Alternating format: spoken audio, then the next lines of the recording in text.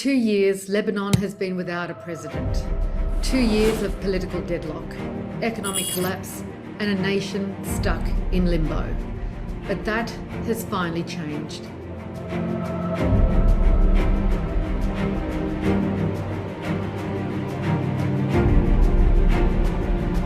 We have an opening. The new president actually has to speak to that emerging political force in the country. Those parties that have controlled Lebanon for a long time. Nothing has been done in the last 5 years by the political class at all. People have lost everything. Joseph Aoun didn't come by coincidence. He was backed by a coalition of governments. And Nawaf Salam, that's a bit more complicated. We had to pick the one Lebanese who was actually involved in having a political influence globally. We have to recognize that we are not an independent country by any stretch of the imagination. We're so divided as a society that we constantly undermine our own sovereignty through our own internal divisions.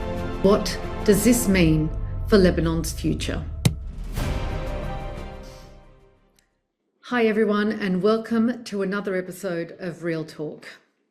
For 2 years, Lebanon has been without a president. 2 years of political deadlock, economic collapse, and a nation stuck in limbo. But that has finally changed. A new president was elected on the 9th of January 2025. But this isn't just about filling a vacant seat. This marks a massive shift, not only in Lebanon's domestic politics, but in the entire geopolitical landscape of the region. Who backed this new president? What deals were made behind the scenes? Is this truly a time for Lebanon to reform? Or was this all part of an American plot? And what does this mean for Lebanon's future? In this episode, we'll speak to 3 guests to run you through the basics of Lebanese elections, why Lebanon has been without a president for 2 years, and what the election of Joseph Aoun as president and Nawaf Salam as prime minister means for Lebanon. Now, let's meet our first guest. I'd like to welcome our first guest, Sami Halabi, and I'll give a brief introduction. There's so much to talk about Sami, but we'll do a brief introduction and I'll leave you to read the rest of his bio in our captions under the video. So Sami is a Lebanese researcher and policy expert known for his extensive work in economic and social research, particularly in West Asia and the North Africa region. He is the director of policy at Badil, which is a pioneering Lebanese think tank and media outlet that combines analytical depth with investigative insight. He has over a decade of experience leading evaluation and research projects across multiple geographies, especially in West Africa and North Africa, and led projects for nearly every institution, United Nations, European Union, UAE, Ministry of Foreign Affairs. There's a whole host of them, from the ICRC to Oxfam, and that gives him incredible diverse knowledge and experience, and why we're sitting down talking to this gentleman about the situation in Lebanon. He's also a passionate Lebanese, worked for France 24 and the Lebanese Broadcasting Corporation, holds a master's degree in public policy with distinction from the University of Edinburgh. And a fun fact, Sami, you're in the played rugby league, and we're in the Lebanon's national rugby league team. One of my passions, I used to be a sports reporter for the Australian newspaper in Australia, and I love rugby league, so very happy to have that on your CV and get to know you.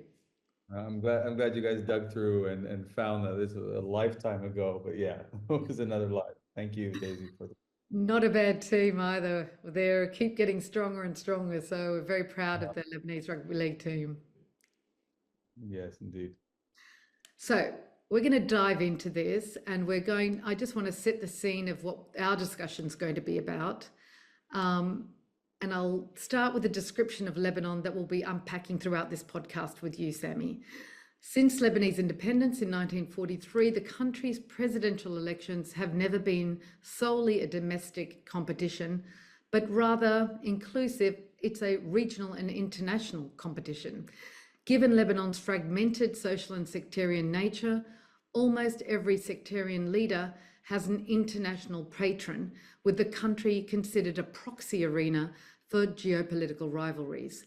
Lebanese presidential elections therefore often reflect the prevailing regional and global balance of power. In summary, in order to elect a president in Lebanon, you first need to find a consensual figure who is not vetoed by major Lebanese players and who is vetted and okayed by regional and global powers, including and in particular America. So there's a lot to unpack, and as I mentioned previously, what we want to do with you, Sami, as an expert, is to be able to guide the discussion today for our listeners and our viewers about the background and give them an understanding of the Lebanese political scenario.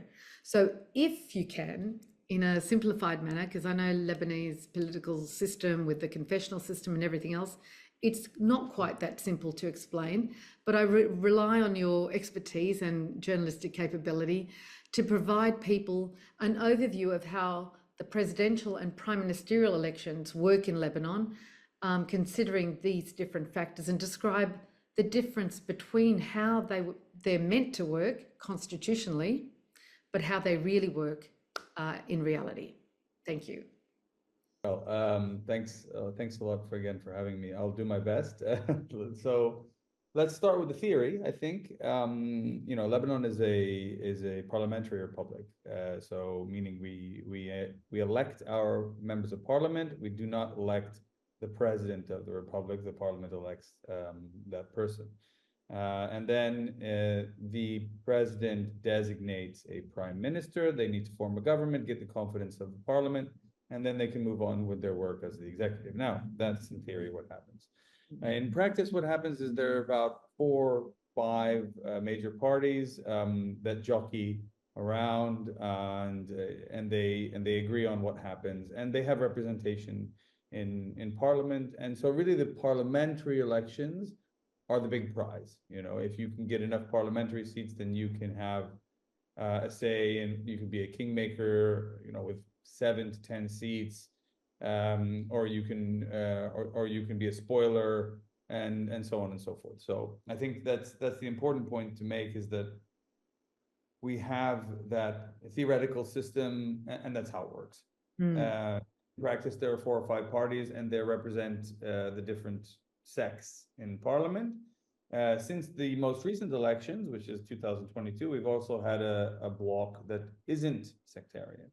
So what's emerged now, as we've gone past, one generation of post-war Lebanon, being the civil war that ends in 1990, beginning to 2025, and we are starting to enter an arena where there's a group of parliamentarians who are not affiliated to traditional establishment sectarian parties.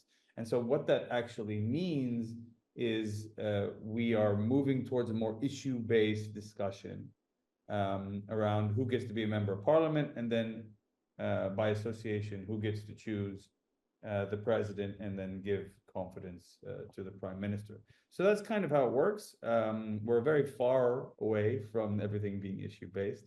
The sectarian establishment is still pretty dominant in parliament, but also in terms of how the president is selected and who gets through. In the past couple of years, a presidential vacuum have been evidence of that.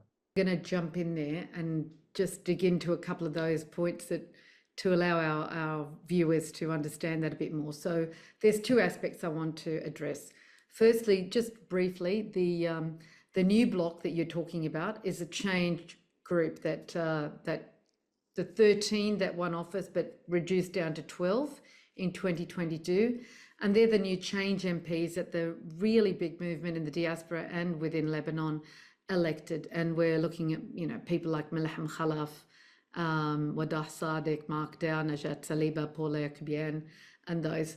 And is it true to say, from my understanding, Paula Yakubian in 2018 elections was really the first independent that got elected. And so this group that came in 2022 expanded on that. And as you said, we're really starting to see people in the public and the voters choosing issues, as you said, and platforms, real policies over their sectarian alliances. Yeah, sure. The answer to the first question is yes. Paula's candidature and then eventual ascension to the parliament was the first time that a non-sectarian establishment party candidate got in. But one person out of 126 doesn't really make a bloc, No. right? So now that there's a bloc, we have to also be thankful to the fact that the new electoral law came into place, allowing for diaspora to vote. Yes. And vote in the embassies, Yes. right? And that made a huge difference in many districts where the Change MPs came through.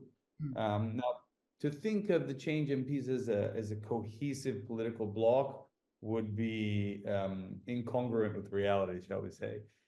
Fortunately, they didn't run together, and therefore they ran apart. We have to remember that. Right? So they're not really very much aligned on many things. They pick and choose their issues, and that's also okay from my perspective, because if you're going to work on something and you believe in something, you can have different political leanings, and you can come together and make some difference, at least in the legislative field. that's right? true.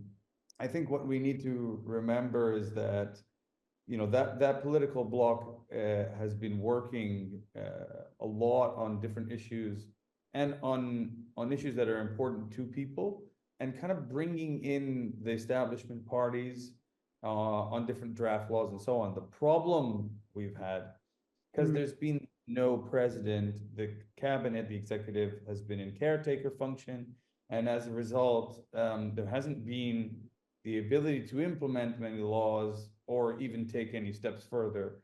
And that's kind of by design of the established parties, because they don't really change, or any change in the political machinations of the parliament, or actually what gets worked on and what doesn't, isn't in the interest of the sectarian parties. They're there not because the Lebanese are sectarian, but because their power base is dependent on a socioeconomic structure that is based on cartels. I mean, the issue with the banking sector, for instance, and how Lebanon got robbed, I mean, from top to bottom, is related to the way that the banks are owned, and they are owned by people who are from different sects, and they have allegiances to those sects, but most of the time they have allegiances to each other.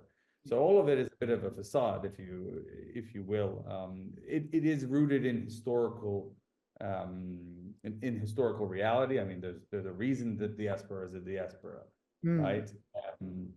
And you also see these dynamics play out in the diaspora. But I think we need to understand really where these politicians are coming from, and now how we have an opening, and how the new president actually has to speak to that emerging political force in the country.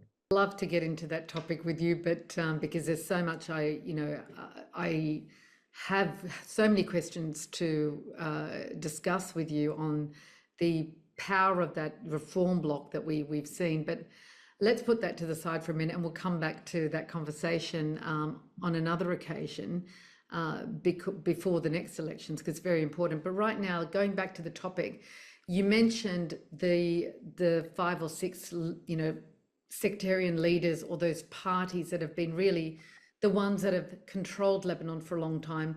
And I've mentioned them, and I've, in my documentary, they're really, are identified who they are. And what I'd like to do is go into those a little bit more, to give people, or remind people that those players are still in place today, and, where their allegiances lie. So, I mean, you're welcome to name them, or I can just, talk about the Maronites, obviously, through Shibran Basil and the Tayyar Party, which is a major bloc. We've got Hezbollah, which, yes, has been weakened, but it's still a political bloc and has its alliances. We've got Amal through Nabi Berri, who is the Speaker of the House and a major political player on the scene in Lebanon. We've got Samir Jaja, whose Lebanese Forces Party has a substantial bloc has the largest bloc in the parliament now. We've got, who else have we got? We've got Walid Jumblat, and the Druze community. I think, is that it? Oh, we've got, There's of the course, Future movement and the Hariri. Sunnis. That's right, the Future Movement, although Hariri is not still in government now, and he's, resigned from politics and whatever, his power base is still there, or the Sunni power base is still there. So we're talking about the Maronites, we're talking about the strong, well, you've got two Maronite groups, Jarjah and Basil, the Hezbollah through Shia, the Amal Shia, the Sunni, and the Druze. So we've got 6 sectarian groups, well, 6 groups that are really controlling the country. What I'd like to do is ask you to help give us an understanding of those alliances, those external alliances, and how they've played a part in Lebanon's, recent history since independence, and how I want to ask you, are they ever acting independently, or is it through ties with outside external powers, regional and global, that are enforcing and influencing what goes on politically in Lebanon? I mean, let's try to take a step back here. I mean, and go back to the way the parliament itself is formed. Constitutionally, and we'll go back to the theory for a second, then we'll go into the practice. Constitutionally, you have it down the middle: 126 parliamentarians, 64 Muslim, 64 Christian. And within that, you have 18 different sub-denominations, which are classified in different ways. And some of them don't make sense from a religious perspective. Some of the Muslims wouldn't consider the Druze as Muslims, but that's fine. I mean, let's not overcomplicate things. Within that configuration, you have these 6 or so parties. There are more, actually. There are like sub-parties. A couple people take a couple of votes from here and a couple of votes from there. But by and large, you can draw an axis with the West and Saudi Arabia on one side, and Iran and Russia, and the influence in China and the influence on the other, right? Mostly Iran in this case. And so in that sense, there's a lot of foreign influence that comes to bear on the different parties that reside in either one of those axes. What we should be really thinking about at the moment is the way that these foreign parties exercise their influence. So, for instance, Iran exercises its influence through supplying arms to Hezbollah, right? And therefore, Hezbollah, for the longest period in recent history of politics of Lebanon, has been the most influential when it wants to stop something, right? So it's able to use its force in order to stop things if it can't use its political might. The same is true on the other side to a certain extent, but in a way where the West supplies weapons to the Lebanese armed forces, but they also use the Israelis as a proxy to stop whatever they don't like in Lebanon as well, and that's being the Americans. The French are somewhere in the middle, and it's very complicated across because geopolitics is like that. It is the burden of small states without resources to be beholden to international players. It is a reality that isn't going to go away for us. But what the hope is that if we internally are able to make our politics a little more issue-based and a little more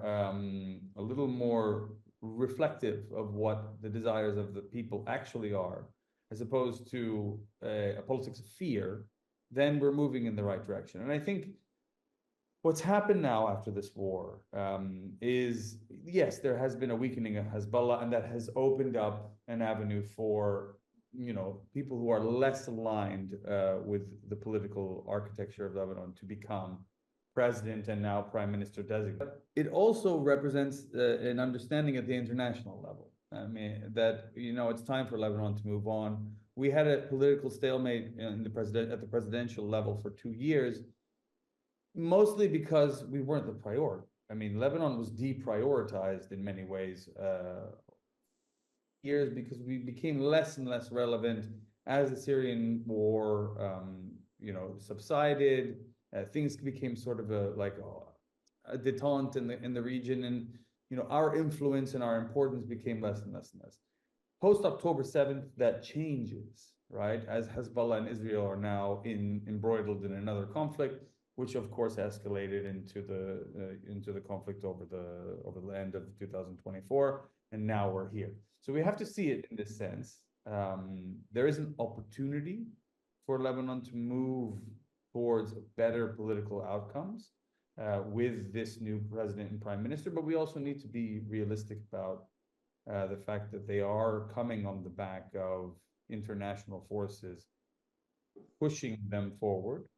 As in the president's case, the consensus candidate, the leader of the army, is typically comes out as the president every now and then when they can't decide who the president should be. And the fact that you can lead the army doesn't mean you can lead the country. So we'll see, how that transpires. At the same time, I'm a little bit more encouraged by the pick of the prime minister. I really hope that he is able to form a government. But again, this complex architecture that is tied to international interests and played out with establishment parties in the country is now stopping the prime minister from forming the government. Yeah. Because each one with their demands, and they say, okay, I'm not going to give you a vote of confidence in parliament until you give me the finance ministry. This is the issue, the main issue on the table now. But once the finance ministry gets resolved, you'll see that perhaps the defense ministry becomes a problem, and then this ministry or that ministry. And you can go into the reasons why that happens, but it is at the core of confessional politics, because what the Lebanese government actually is the executive. The executive is the one that makes the big decisions. It does the day-to-day. It mets out the contracts to the different suppliers. It establishes the strategies. It defines the government's ascension to the ICC, for instance, to try Israel or anybody on the Lebanese territory for war crimes. So everybody is interested in winning the parliament in order to win seats in the government. And that's why this process of executive formation is really the one where there's a lot of horse trading and a lot of fighting. That's thank you. That's very, I think that makes a lot of sense to a lot of people. And I don't think people really understood that in that way. And coming back to how powerful that parliament is, and going back to those parties, the sectarian parties, as you mentioned, what we're seeing now is a lot of the horse trading behind the scenes to get control of the ministries that they want.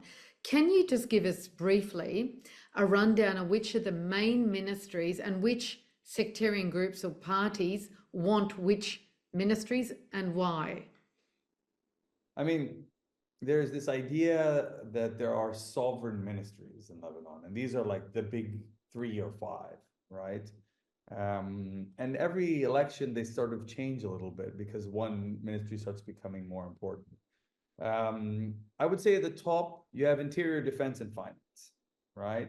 Defense for obvious reasons, because it manages the army, it manages the security architecture. Finance, for obvious reasons, it manages the money, and it signs off on every kind of decision that requires money to be meted out. And then you have Interior, which manages the internal security and the police, right? And so those are the 3 big ones that people want a share of. Then there are other ministries that are also important, depending on where we're going in terms of the politics of the day.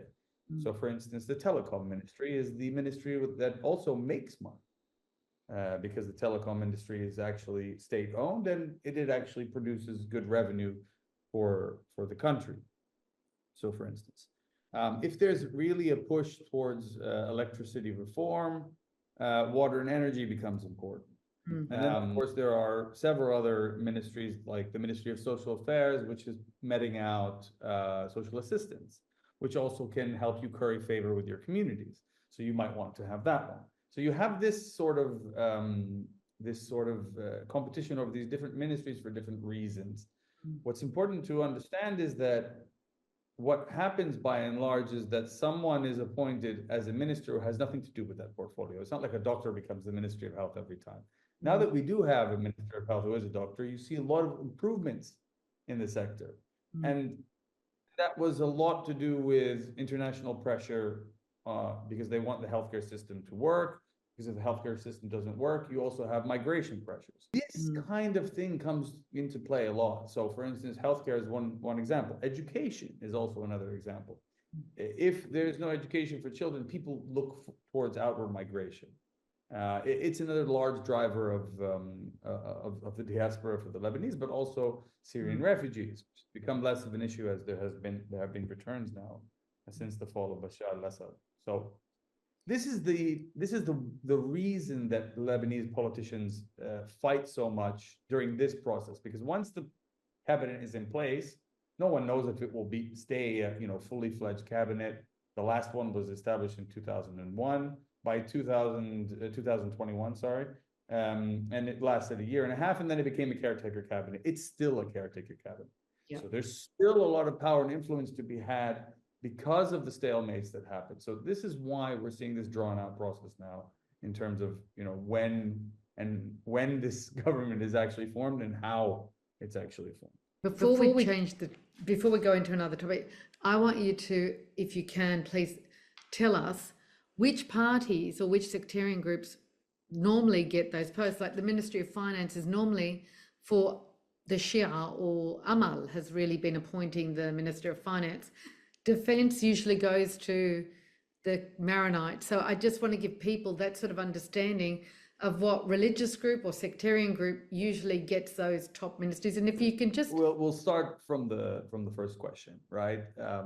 There is no requirement. Ministries are not sectarian in a sense. Everyone tries to frame it this way when they're doing their horse trading. So right now is the time for the Shia to say, well, we have to have the finance ministry because the finance ministry is Shia. But of course, Fuad Senora, who became the prime minister and who was Hariri's right-hand man before he was assassinated in 2005. He had the finance ministry for a long time. They're Sunni. So this is a misconception. It's something that politicians raise when they want to make an argument. Now the Shia are saying, well, we're weakened. We used to have a third of the executive so that we could block any decision that we didn't agree with. Now they're saying that they want the finance ministry so that they can block effectively any decision that requires money to be meted out, which is all decisions actually. They effectively have some sort of veto power. It's a reflection of how the Shia duo, we call them, which is Amal and Hezbollah, the two parties who represent the Shia community, or at least the majority of the Shia community. How their power has waned since the last war. I don't think it's a very strong negotiating point. So I would contest this idea that there are certain ministries that are reserved for certain sects. I mean, you mentioned, I think you mentioned defense. Traditionally, yes, it goes to the Maronite community. So does the head of the army, and that's why they become the president more often than not these days in post-war Lebanon. I mean, nothing is written. It's like the National Pact. But yeah, it's the practice. It's what has become accustomed and people accept. So I'm with you. I mean, it's not that there is a written law, but just because it is the situation it is right now, it's good for our listeners and viewers who have no idea, just to say normally these go to these, religious groups or sectarian groups. So I just want to sort of a summary. I know what theory I would push back on this and say they make up the rules as they go along. The things that are norms then change. I mean, the idea that, the finance ministry is now at the center of the holdup in the cabinet formation, because the Shia want the finance ministry, because they say this is the finance ministry. Why? Because they got it a couple times in a row. Doesn't mean they had it before, and therefore the premise doesn't hold up, right? The way that we go about talking about this cabinet formation is facetious on purpose. The idea that we can have this and we can have, and you should have that, gets switched when there's a new deal in place. All of a sudden you find that now the interior ministry is for the Christians. Sometimes it's not even a sect. It's like it's for the Christians. This one is for the Muslims. It's all a bit of a lie, if you ask me. It's a smokescreen for there be the powers that be, so to speak. The big 5-6 parties to be able to make negotiations with each other. So I don't think we should frame it like this. I think we should say it the way it is, which is that it's all a big horse trading game. No one is really interested from the establishment parties in making any true reform to the system, and that's evident in the beginning of the conversations. And maybe as we go down the line, we'll find that a 24 member cabinet becomes a 30-member cabinet. The fact that you can just change the number of ministers and create new portfolios out of the sky means that you're not serious about the business of governance, because you don't care how many ministries there are, because the real power doesn't lie in the ministry per se. Now, I know that might contradict what I was saying before, because I was saying the real power lies in the ministries, and that's in terms of the day-to-day operation of the country. And by the way, this is not unusual. Many countries merge ministries, split ministries. This is all part of the way that the countries are governed. But by and large, in Lebanon, we either go in recent times to 24-member ministries or 30-member ministries when there's a need to make some more ministries and met them out. And you make up ministries like you make up portfolios of state. So someone becomes a minister of state and you give them the Ministry of Human Rights, which doesn't exist, right? And there's no power, and they come up with this idea, but there's no actual ministry. There's no actual place to house it. So they find an official building and they throw it together. Unfortunately, this is how the country has been run, and there's a reason that we are where we are. So in a sense, I think that we can move the narrative away from this idea that one sect has a right to a ministry and the other one doesn't. That's just not the way it works. Okay, I hear you, and thank you. It's a very valid argument. We're just sort of looking at the practicalities on the ground.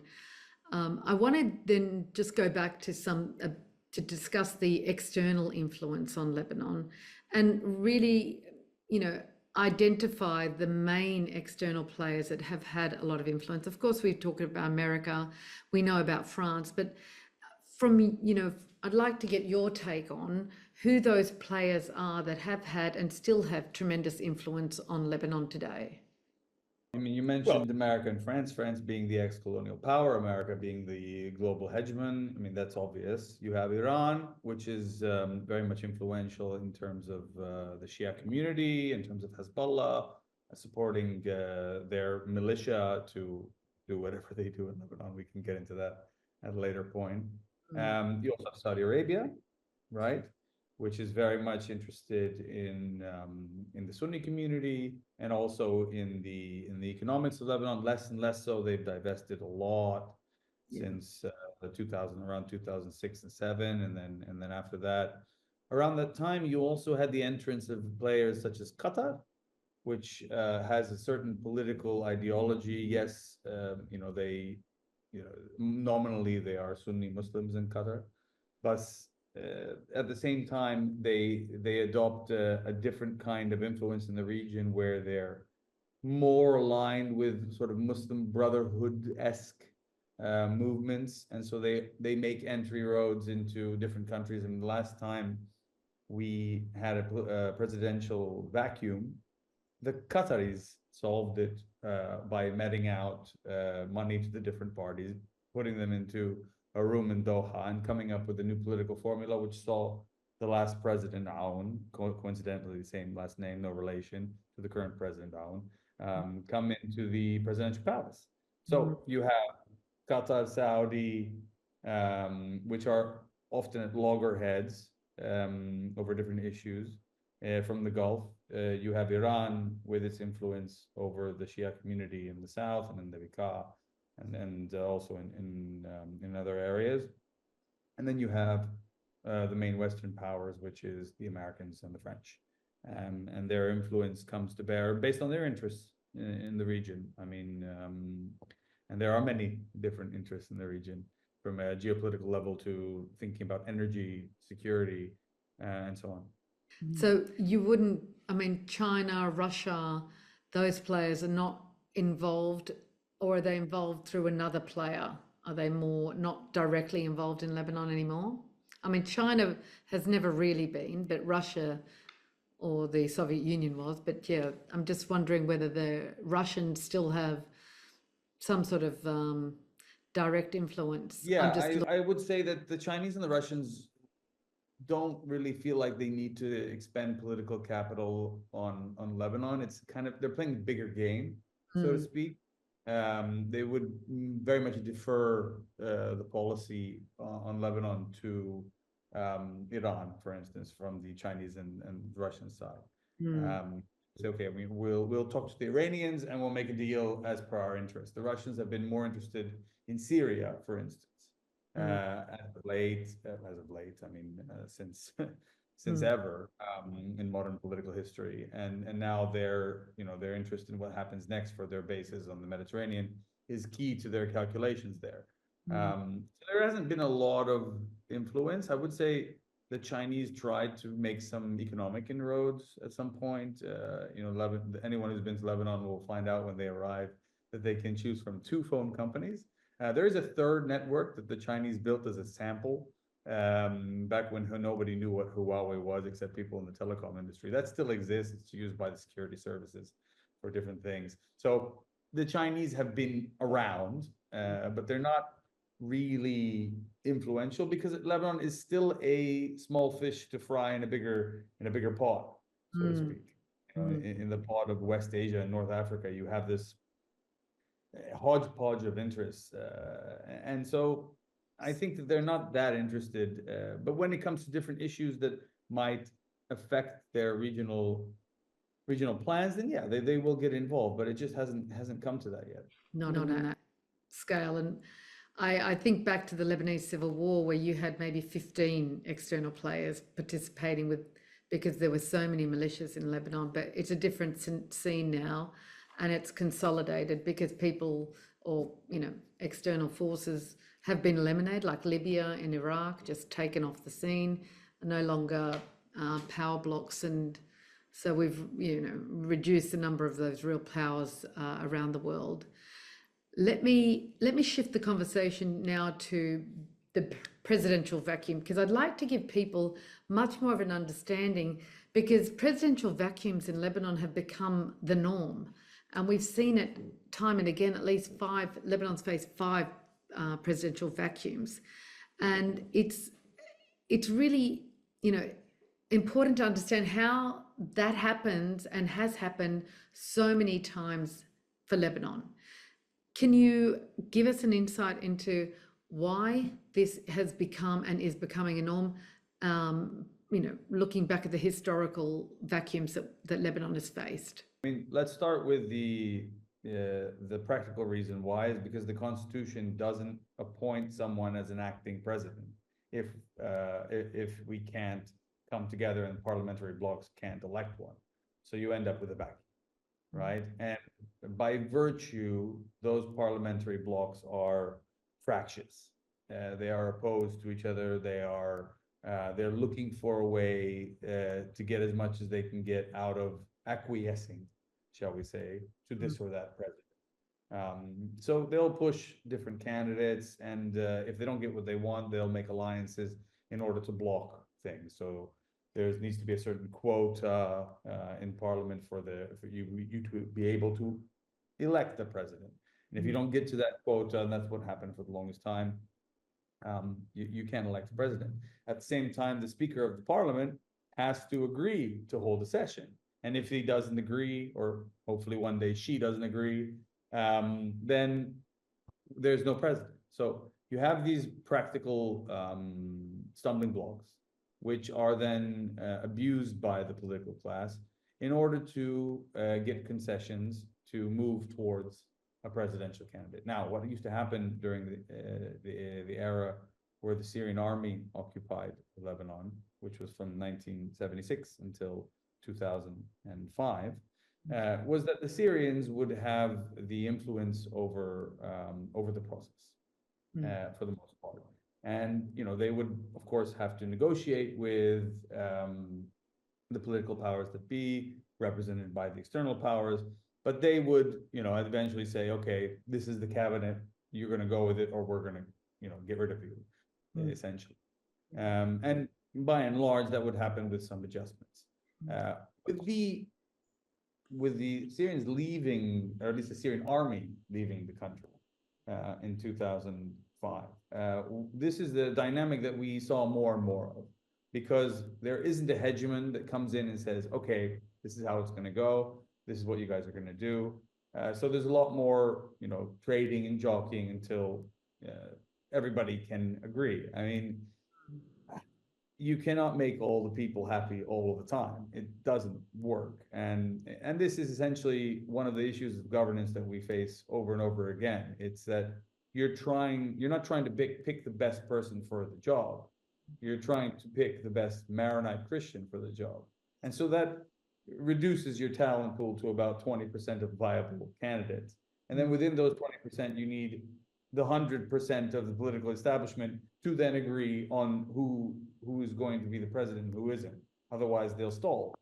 And that's why we end up with these large political vacuums. And so, thank you for that. So, looking at this time around with the election of Joseph Aoun as president, as you mentioned, the Hezbollah bloc has been weakened because of the war last year and the impact of eliminating the leaders of many of the leaders of Hezbollah and senior military personnel.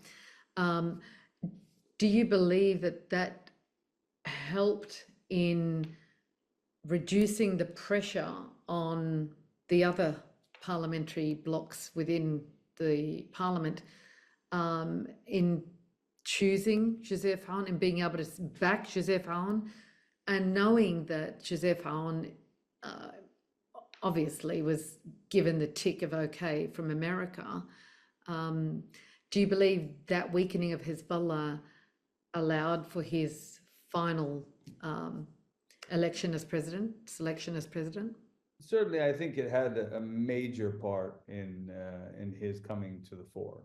You couldn't have had somebody like Joseph Aoun come to the fore because Hezbollah was holding on to its candidate, which is Sulaiman Flangiye, for the longest time. Yeah. And it's in a position to do that because it had so much power. Now, as the party is weakened militarily, requiring a ceasefire in order to preserve itself, made major concessions, one of them being they would allow someone with the profile of Aoun to come into the presidential palace. Someone with the profile of Aoun, meaning someone who is opposed to there being arms outside of the state, at least in terms of his statements and public rhetoric.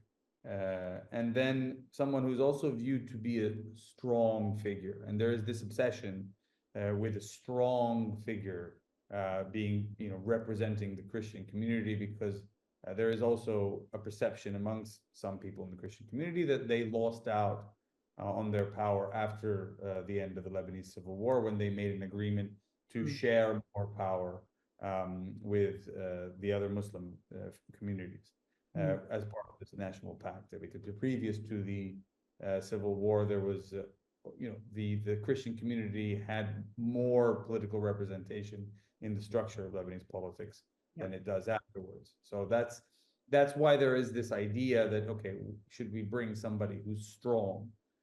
By the way, the previous Aoun president framed himself very much as the strong man, given that he was also an army general at some point in Lebanon's history. And he turned out to be not very effectual. And he was very much he has a strategic alliance with Hezbollah and maintains one to this day. But then the funny thing is that now they depart more often from that alliance when they need to, and then they pick it up when they want it. It's a lot of it is like the way they act like ministry is for a certain sect, and then they give it up when they want another one. So it's part of the game. Yeah, it's a relationship of convenience rather than real aligned ideology or beliefs, which is what normally should be the case.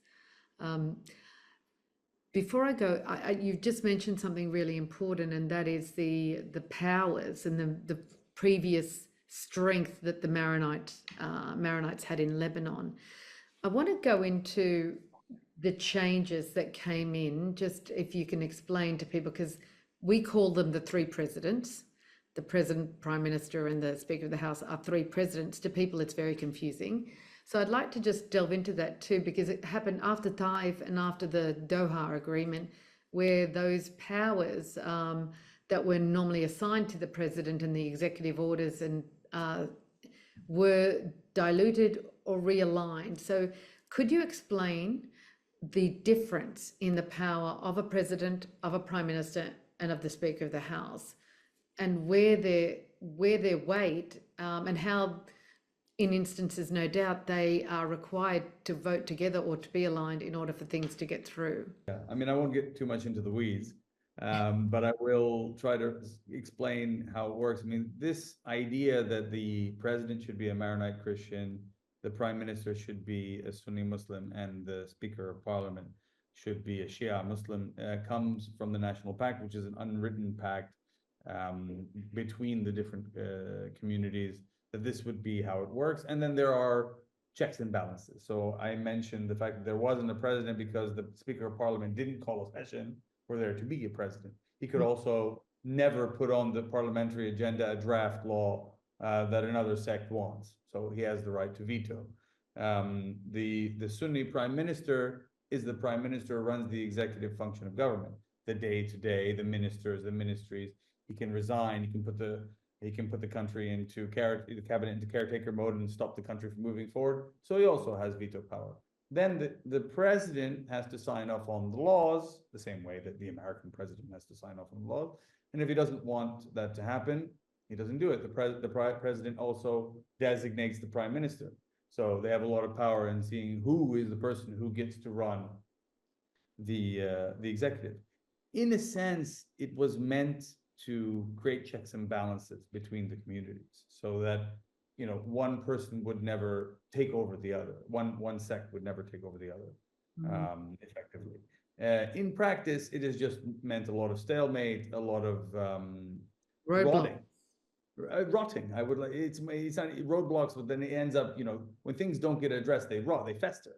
So you have, let's take the electricity situation, let's take the water situation, let's take the labor situation, let's take any major issue that is facing the country gets stuck in this let's do the horse trading part. And so there's no, until we get to a point where even if we maintain the National Pact as the system of checks and balances, that the prime minister isn't just working for the Sunnis, and the Speaker of Parliament isn't just working for the Shia, or the president isn't working for the Christians. By the way, I don't think they work for any party; they work for themselves and their own interests. But just for argument's sake, we're never going to come to a place where we're going to have a governance system that actually functions for the interests of the people as a whole. So I feel like we are, the current prime minister designate is probably the most neutral we have had in post-war Lebanon. And I would even venture to say in pre-war Lebanon, but I can't rack my brain enough to go through the whole of it. And he's not yet the prime minister, because he has to compete with all these ideas that these communities should have their share by virtue of the fact that they have a certain they follow a certain religious ideology. I think we're moving away from that slowly, especially as the diaspora has more of an influence on the electoral process. I think it's very important that the diaspora brings its weight to elections and talks about the issues that are important to them. And by and large, the diaspora is more issue-based than sectarian-based. That is not always the case, I would say. Within the diaspora, we find there's a lot of people who are very fervent about establishment political parties, but that's becoming less and less the case. This is the transition we're going through, and I think it's actually kind of normal, given that we're one generation out of a civil war. We didn't go back to a civil war. We could have at the beginning of the Syrian war, when lots of weapons and guns and money were coming through Lebanon to fuel the war in Syria. We didn't. We didn't after the assassination of Hariri. So we've held our ground despite everything. And what that means is that we're moving towards the end of this horrible sectarian power sharing system, if we can keep it together for the next generation. We're maturing, we're growing up. I hope so. I certainly hope so. I know. But you can see signs of it. I mean, if you think about where we were 10, 15 years ago and where we are today, it's a slow grind. And there's a lot of sacrifices that have been made. But today Lebanon has independent media, media that's independent from the established political parties. Our think tank, Badil, being one of them, right? We have lots of different members of parliament that we can rely on to talk about issues. And you need somebody to yell in parliament, and Lebanese parliament is a fractious place. So I feel like we've made good strides towards punching holes in this sectarian governance system, but we are not able to shake its foundations just yet.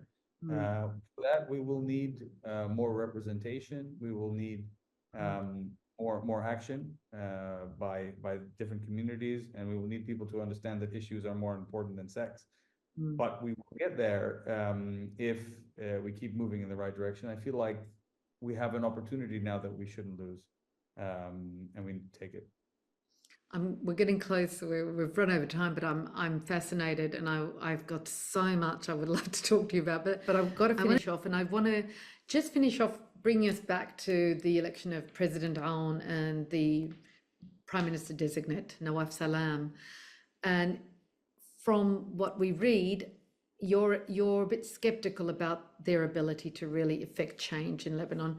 You mentioned that Nawaf Salam is a tremendously respected candidate and a wonderful, unexpected selection for Prime Minister. And so there's tremendous support around the world among the diaspora and within Lebanon to have seen him be nominated and now sitting as the designated Prime Minister. But tell me, are you skeptical about what they can actually affect together? I think, it's cautious optimism and underlying anxiety is how I would frame it. I think that President Aoun, he's the president now. His name was always on the table. He was always an option. But the fact that we just go for the default option, which is, just let the commander of the military be the president, isn't necessarily the way that we should run the government. Now, I mean, in the current circumstances, I can understand that that's probably the best we can get. I'm somewhat skeptical as to, what he can actually achieve. As I said, the position of president isn't one that runs the country, so he can't achieve it alone, number one.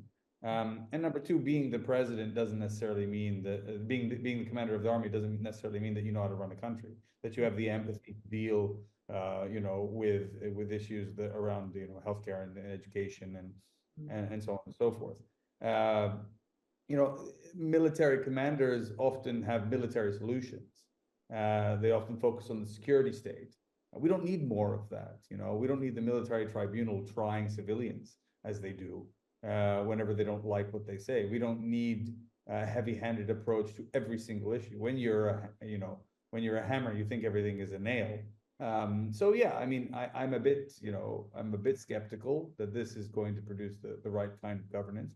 At the same time, the president doesn't govern alone.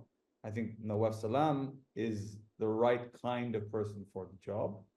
They don't have a tainted political history. They're not strictly aligned to one party or another. He was the president of the ICJ until he became the prime minister designate. So I think I'm more, if he can get the cabinet together in a way that he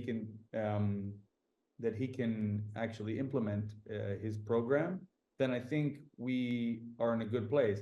If he has to compromise to the point where the people in the government are just going to shut it down the second they don't like something, well, then I think he'll eventually just say, you know what, guys, I'm not doing this, and we're back to square one, because we're not going to get anywhere without a good prime minister. So I hope he's able to form a government that actually reflects the aspirations of the people, and not one that is just a compromised government to get it through. but we will have to wait and see how that goes. Definitely.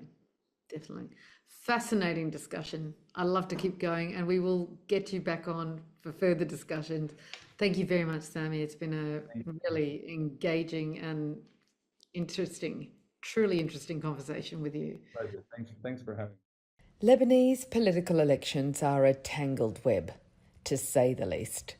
There are a myriad of power plays to be juggled and negotiated before a candidate can be elected. Choosing a president and prime minister is not just a matter of the members of parliament backing their preferred choice. There are bigger internal Lebanese players with powerful persuasion, as well as external, regional and global powers trying to push their interests in the country. But the recent elections of Joseph Aoun and Nawaf Salam may have dented this system. To explore this further, let's turn to our second guest.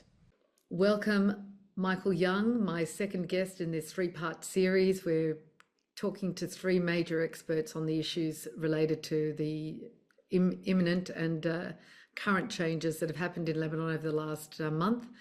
Welcome, Michael. I'm going to introduce you to our guests, but I would want to frame this second part, and we're looking at this conversation really focusing on the reformist lens and the capability and possibility of these two new leaders, Joseph Aoun, the president, and Prime Minister designate Nawaf Salam, really being able to effect change in Lebanon, considering the power plays that still exist in Lebanon with the major sectarian leaders. So in doing that, I want to welcome you, Michael. Thank you for joining me from Beirut, and I look forward to returning to Beirut on Sunday, and hopefully we can catch up in person once I'm back there. Thanks for having me, and absolutely. Thank you.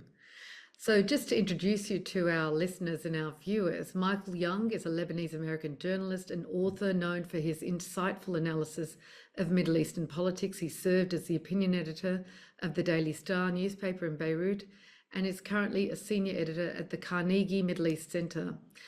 Mr. Young is also a contributing editor at Reason magazine in the United States.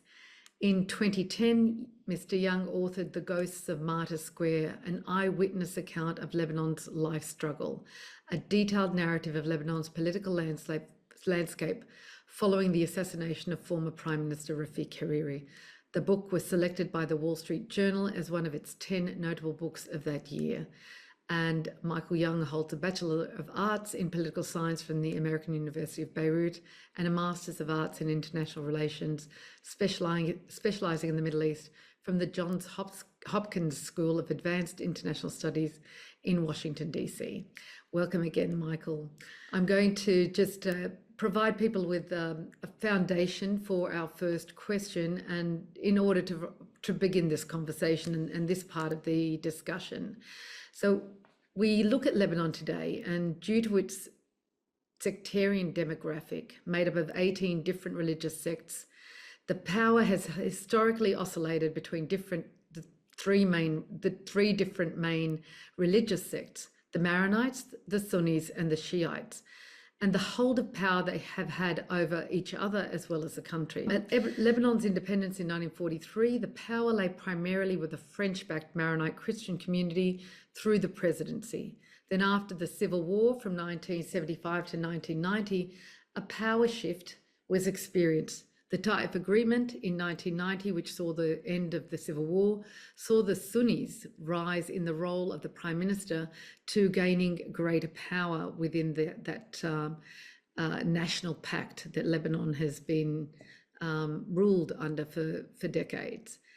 And through the Saudi-backed Prime Minister who came, he was the first post-war Prime Minister, Rafik Hariri, they gained great power, and Hariri, we know, cooperated and collaborated with the Syrian regime at the time, which continued to occupy Lebanon until they came into Lebanon in 1978 and only left in 2005 after the assassination of Rafik Hariri and the Cedar Revolution. And that military, whilst the Syrian military force left the country, the departure didn't mean the end of the Syrian control, but it did give rise to a greater influence by Iran through their local proxies, mainly Hezbollah and Amal. And we saw that power shift. And since Taif, the power within Lebanon has been held by this Hezbollah bloc over the others, but with the cooperation of even some Christian groups and including the Free Patriotic Movement and Religion Blots Druze group, depending on what suits them, at the time. This stronghold remained in play until last year with the weakening of Hezbollah after Israel's attacks on the militia group and Iran's hesitancy to really engage in a full-blown war with Israel, as we watched, to avoid its own destruction, and also, hopefully for humanity, but mostly I think it's a vested interest in knowing the power of Israel's military.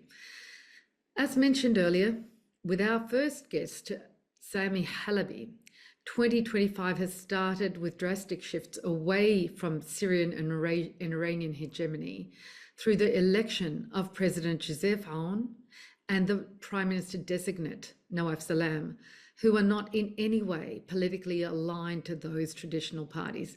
So setting that scene and knowing that there's been shifts away from that historical control, I like to start by asking you, with this context in mind, many are hailing these elections of Joseph Aoun and Nawaf Salam as a victory for the reformists within Lebanon and an extension of the 2019 revolution for some groups. You have spoken and written about this and described it as a promising, potentially promising period for Lebanon and for the success of the change movement.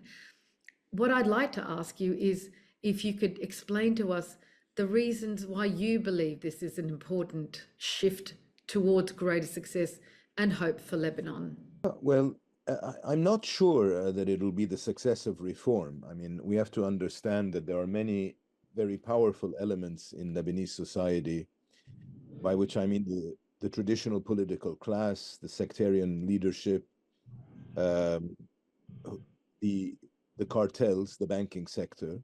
There are many people who are not really, who don't want reform, or at least they don't want the reform that is likely to be imposed by, when it comes to finances, by the International Monetary Fund or World Bank. So there is the enemies of reform remain very, very strong. But we are in a fundamentally new moment because Hezbollah, as you said in your introduction, was decisively weakened. And because it was weakened, suddenly what has come back to the table is a discussion of, going back to a political system where there is more balance between the different political groups. Previously, up to 2005, we had Syrian hegemony. And then gradually after 2005, and particularly after 2008, we began to have Hezbollah hegemony. And this, essentially Hezbollah worked on behalf of the traditional political class. We should be very clear that they maintained and imposed the status quo and in alliance with the political class. So many of the people today who may say we oppose Hezbollah, but in one way or another in the past, some of them may have benefited from the status quo that Hezbollah imposed. Now, from what I'm describing is, we're in a very complex society and a very, where interests are often contradictory. But I still think that what we have that's very different now is that with the defeat of Hezbollah last year, what has effectively been imposed on Lebanon, for good or bad, but what has been imposed on Lebanon is a new form of de facto trusteeship. In other words, you have outside powers who in one way or another are setting the agenda when it comes to financial reform, to the reconstruction of the areas that Israel destroyed, when it comes to elections. I mean, Joseph Aoun didn't come by coincidence. He was backed by a coalition of governments, including the United States, France, Saudi Arabia, Qatar, and Egypt. And essentially, had the dynamics been entirely Lebanese, he would never have come to power. But these powers basically imposed him. And Nawaf Salam, that's a bit more complicated what brought Nawaf, but what I can say is that in the past, Hezbollah didn't want Nawaf Salam. Now he was brought in by dynamics that were probably both internal as well as outside in one way or another. Though there is still a dispute over this. Some people say it's entirely internal. But both of these individuals would not have been brought to power, would not have come to power under Hezbollah. So in a sense, this shows you the influence of the outside actors. And the outside actors, as I said, for good or bad, while Lebanon's sovereignty may be much reduced, but the fact of the matter is we're so divided as a society that we constantly undermine our own sovereignty through our own internal divisions. So we allow outside actors to intervene and effectively use us in their own conflicts. Hopefully today, at least, the consensus outside that we should neutralize Lebanon as a basis for fighting Israel, and that Lebanon should engage in reform, economic reform and financial reform, in order to secure funding to rebuild what was destroyed in the war. Well, these are things that are essential. It's not only to secure funding, of course, to rebuild what was destroyed, but it's to reimburse the well over a million people who have lost their savings through the financial collapse of 2019 and 2020. So, nothing has been done in the last 5 years by the political class at all. They basically maintained a status quo. People have lost everything. And these people weren't even reimbursed. I mean, it's been a complete bankruptcy, not only financially, but a bankruptcy in terms of thinking and political action by a completely corrupt and inconsequential political class.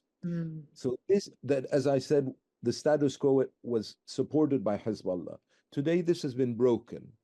And now outside powers are going to put much more pressure on Lebanon to move on in directions Lebanon should have moved in years ago.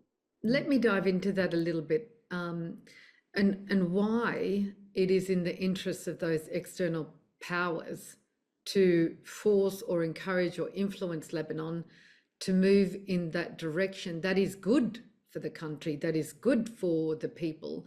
Why are they taking an interest? Is it because Lebanon sits on the border with Israel and they want to stabilize the country and therefore eliminate the possibility of Hezbollah regaining power and regaining that sort of strength that it had before? Is it that important to those players? Haven't they always and forever and a day meddled in Lebanon for decades? Aren't they benefiting from having that instability in Lebanon?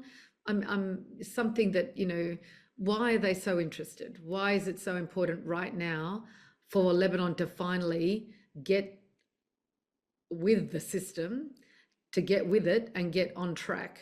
Yeah, well, definitely a priority is to neutralize Lebanon as a threat to Israel. This is, of course, the Israeli priority, and it's the American priority.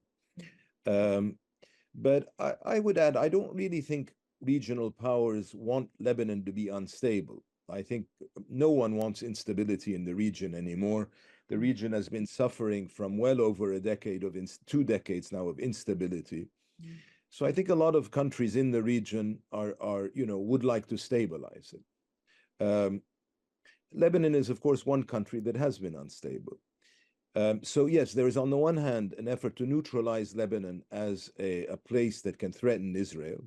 This is an Israeli and American priority particularly, but also other countries agree with this, like France. And even I would suspect countries like Egypt and Qatar want to see Iran's influence in Lebanon neutralized or ended. The Saudis particularly. Now, so on the one side, there's a security angle. Let's try to neutralize this threat to regional instability and security. But I think there are other reasons. I mean, our financial collapse in 2019, 2020 effectively had repercussions that many international governments or organizations don't like. Lebanon's economy has become a cash economy because people don't have access to their money in the bank. We're given negligible amount every month. With banks not functioning, with credit not functioning, people can't write checks. People can, there are a whole series of transactions that haven't been, people can't do. So we've shifted to much more of a cash economy. People pay everything in cash. If you want to buy a car today in Lebanon, you pay it in cash. You have to basically get the money and in cash and pay for it, which often means bringing money if people have accounts overseas, from overseas, and paying. So this is something that at the international level is very, many governments, many international institutions don't like this because it's essentially, it creates an economic system that's open to illicit transactions. And so that's another reason. Money. I mean, they can't trace the money. You can't trace the money. And so, I mean, that's another reason among many. And there is also the fact that, if Lebanon, we have to understand that Lebanon is not far from Europe. And I think there's a perception, at least among many European countries, that instability in the Levant, meaning in Lebanon, but also in Syria, is going to create problems of migration to Europe. So there's also there an incentive to stabilize the situation and to try to improve the socioeconomic conditions. And yet another reason is Lebanon actually owes international lenders a lot of money. In other words, we owe tens of billions of dollars on the Euro bonds that we issued decades ago over the years. So there are people, we defaulted on our debt, our foreign debt. So obviously, I think there are a number of our lenders who want to get repaid, even if it means they get repaid less than than they expected. But there are all these factors that are basically entering into the calculations of why it's important now to stabilize Lebanon and start implementing reforms. And so going back to our point at the beginning about Nawaf Salam and Joseph Aoun and the potential of their ability to come into the system now, we, as you mentioned, we're still looking at a political infrastructure that is controlled by 5 or 6, probably 6 main political leaders and families or sects. And the biggest evidence, we're seeing more evidence of Hariri wanting to come back into the system with moving back to Lebanon and planning for the 2026 elections. For many, this is a real concern that regardless of the selection of these two reformist or unaligned candidates, the country still is under the power of these sectarian groups and leaders. And so, prior to that, we had the MPs and ministers negotiating. They don't really negotiate. It's not, the power is supposed to be in the parliament and the parliamentary representatives choosing and deciding on the laws and the direction of the country. But we have witnessed time and again for decades now that it's really those major players and who are deciding what direction and the alliances they make within Parliament. Looking at one perfect example where we saw recently with Walid Jumblatt being involved in several discussions in reaching a ceasefire with Israel. And Jumblatt is no longer a member of Parliament, and he is also no longer the leader of the Druze party. His son, Daimour, is. But ultimately, he obviously wields a great deal of power. He's been interviewed. There's still a great deal of respect or consideration because they know he has power. And we're just talking about one person here. So, getting down to it, what can, these two figures who are elected really affect on Lebanon if they're still working within a corrupt system And just on that, you know, of course, you have to get into the system to fix the system. And so just if you can expand on saying, like, they inherited a corrupt system, it's still very active. We still see the sectarian leaders carrying incredible power. So what can they really affect? Just a correction, if I could. Hariri is not moving back to Lebanon. Hariri is coming for the anniversary, the 20th anniversary of his father's assassination. But I actually believe Hariri has a major problem to come back to the political system, because all that we're hearing is that the Saudis have a veto on him. And in terms of Walid Jumblat, of course, you're right, he's no longer head of the Progressive Socialist Party, but he still remains the paramount Druze leader. Now, in answer to the question, look, you know, Lebanon is a sectarian system. There's no doubt about it. And Nawaf Salam and Joseph Aoun, at the end of the day, are going to behave also along sectarian lines, whether they like it or not, whether we like it or not. They have to effect change within a system that is fundamentally sectarian. They know this, and you know, and they will play the system the way they can in order to make the changes. In other words, we shouldn't assume that because it's a sectarian system, therefore it's corrupt, therefore they will try to block everything, and you have these two isolated figures who want to advance a reformist program against everyone else.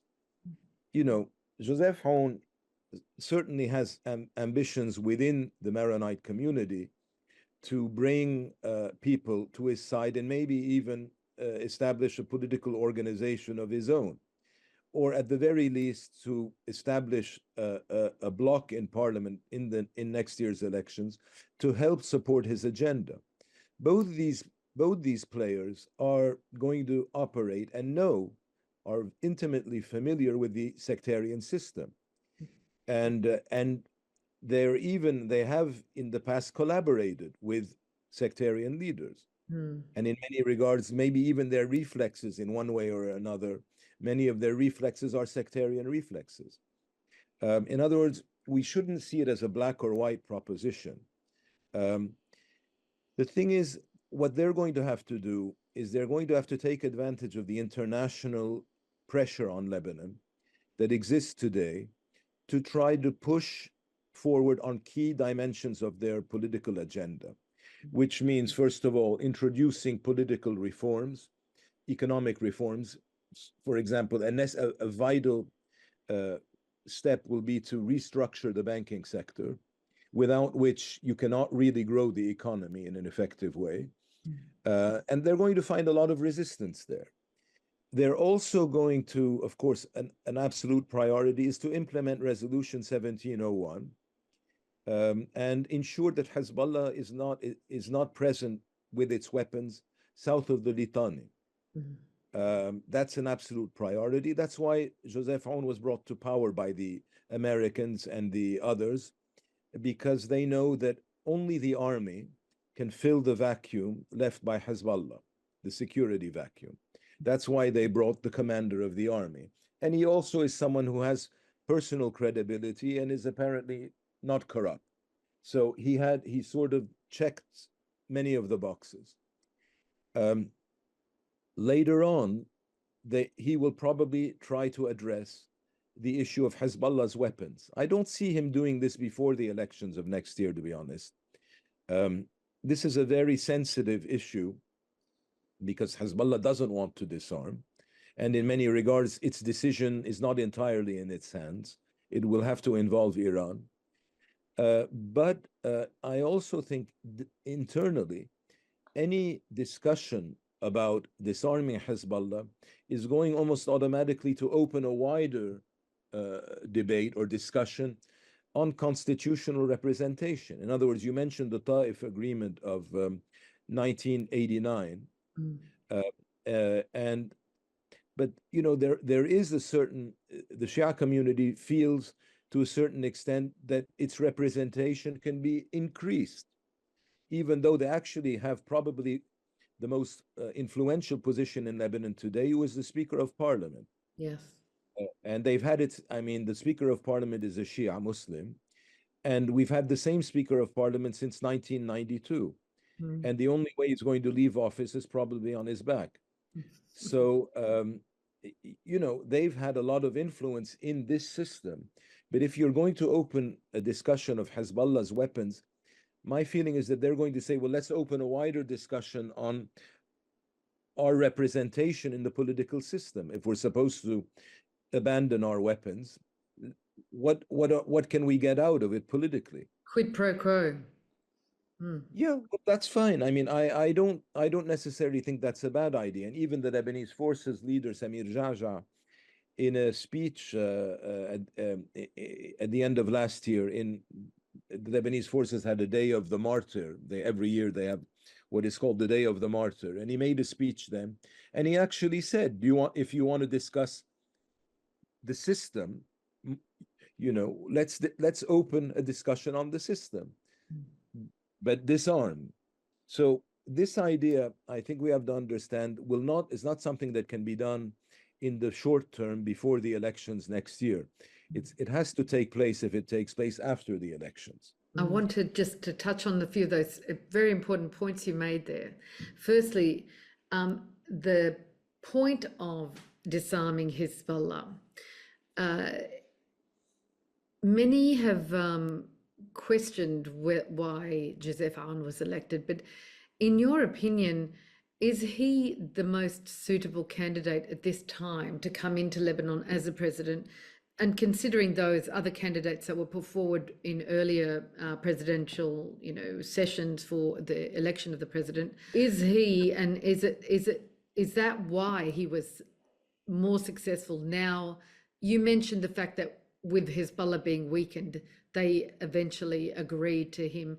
But I want to try and get to that point because it's so important for Lebanon and so important for Lebanese in the diaspora and the people who, you know, feel that it's all about Hezbollah, and once we fix Hezbollah, Lebanon will be fine. And once we get the arms, you know, they hand in their arms and they, you know, join the army, we will be a much better country, and it's all about Hezbollah.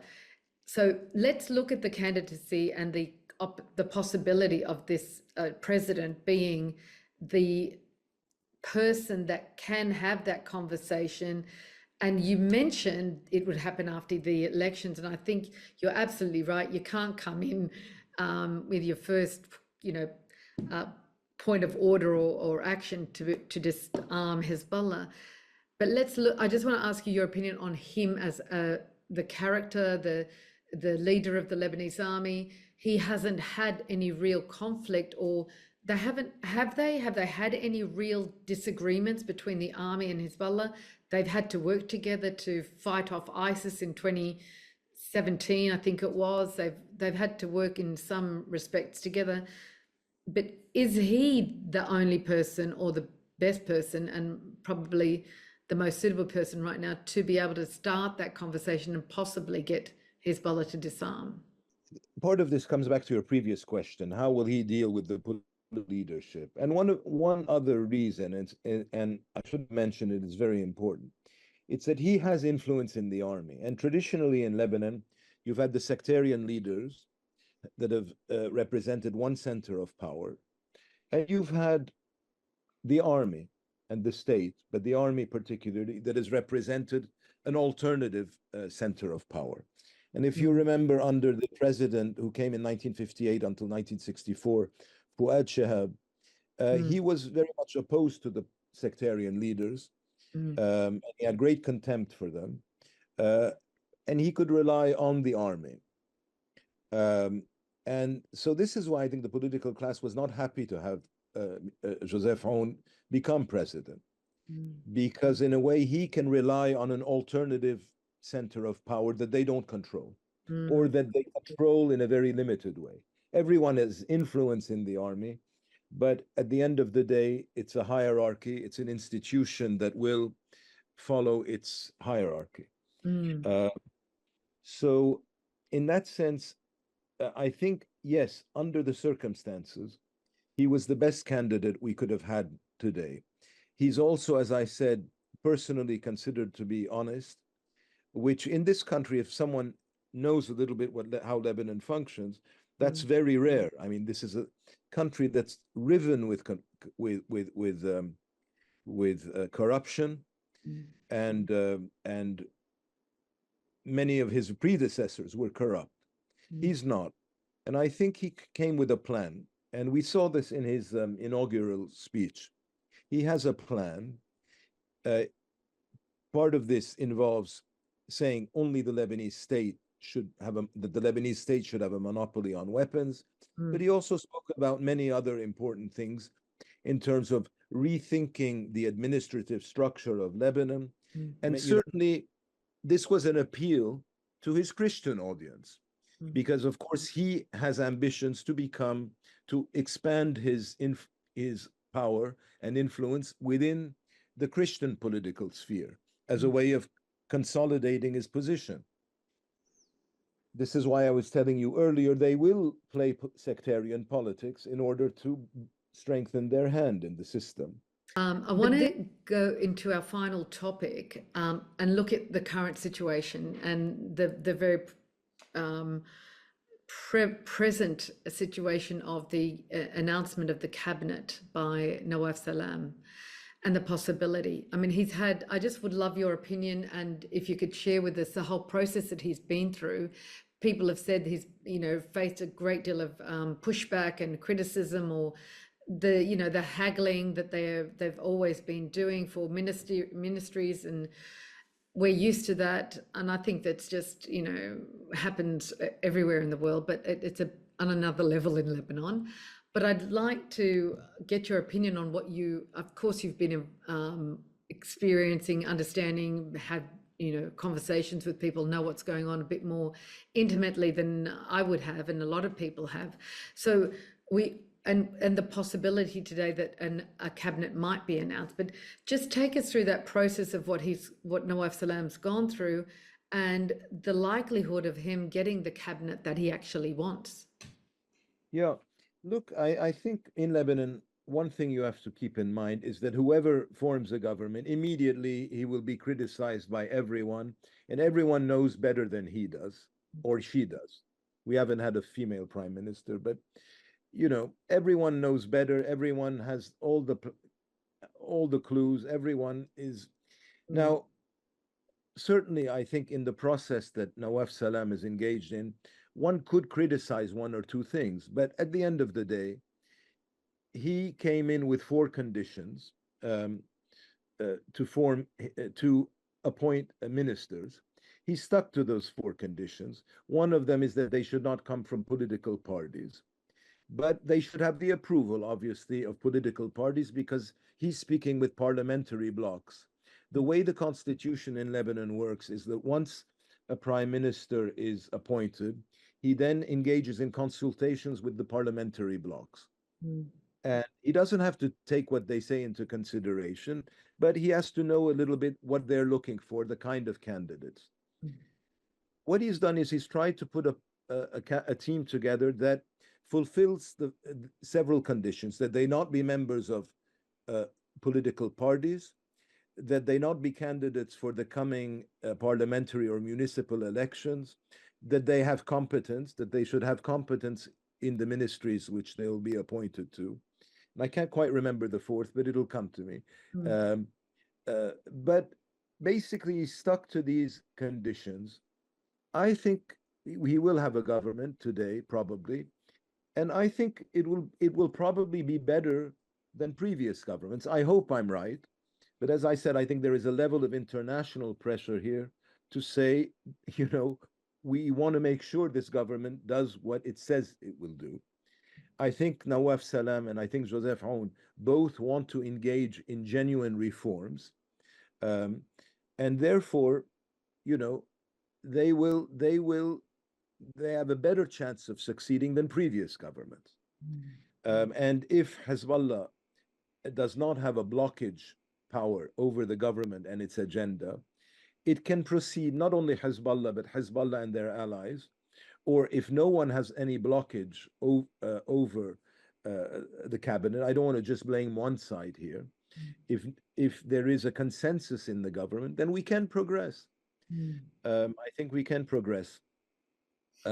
Now, as I said, Nawaf was accused of having spent too much time to please the Shia duo of Hezbollah and the Amal movement, and given not enough time to the Christian Lebanese forces.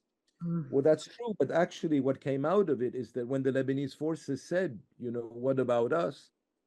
They managed to get actually three of the four ministries that they got were actually very strong ones. They got two very lucrative ministries, namely the telecoms, it seems, and we will see. And now all this is what's in the news, but we have to confirm this. Telecoms and the energy ministry. And when I say lucrative, I don't mean lucrative that they want to put money into their pockets, hopefully not. But they're lucrative in terms of the Lebanese state. I mean, these are very important ministries for the state because they do bring in a lot of revenues. And of course, they're going to get what is known as a sovereign ministry, namely the Ministry of Foreign Affairs. Right. So, on the one hand, they were portraying themselves as having been abandoned by Nawaf Salam, but they, in response, they got three very good ministries, and on top, they have the industry ministry as well. So, who got the finance ministry? Well, Hezbollah and the Shia duo will have the finance ministry, but you see, I think a big issue was made over we should not give the finance ministry to the Shia duo. Now, I can understand this on the one hand because they have said over the years, this is our ministry. And there is absolutely no justification for such a position. The finance ministry is not a Shia ministry. It's not a Maronite ministry. It's not a Sunni ministry. But I think that to make the battle now on this, when there were other gains that were scored against Hezbollah in the way the ministry was formed, I think this was a battle that it was better not to have this time around. Next time, we can then form a ministry where the finance minister is not a Shia. But this time, there are three major gains, I think, that have been scored against Hezbollah and the Amal movement, the two Shia parties, the main Shia party. The first is that Hezbollah and its allies will not have a blocking third in the cabinet. In other words, if you have a third of the cabinet seats plus one, you can basically set the agenda for the cabinet. You can block the cabinet. You can block the cabinet statement. You can basically control the cabinet. They don't get that. They apparently don't get that now. We'll see. Secondly, in the government statement, there will be no mention of the army, the people, and the resistance. This is a sentence that they brought back again and again in recent cabinet statements, which is then essentially put Hezbollah, the resistance, at the same level as the Lebanese army.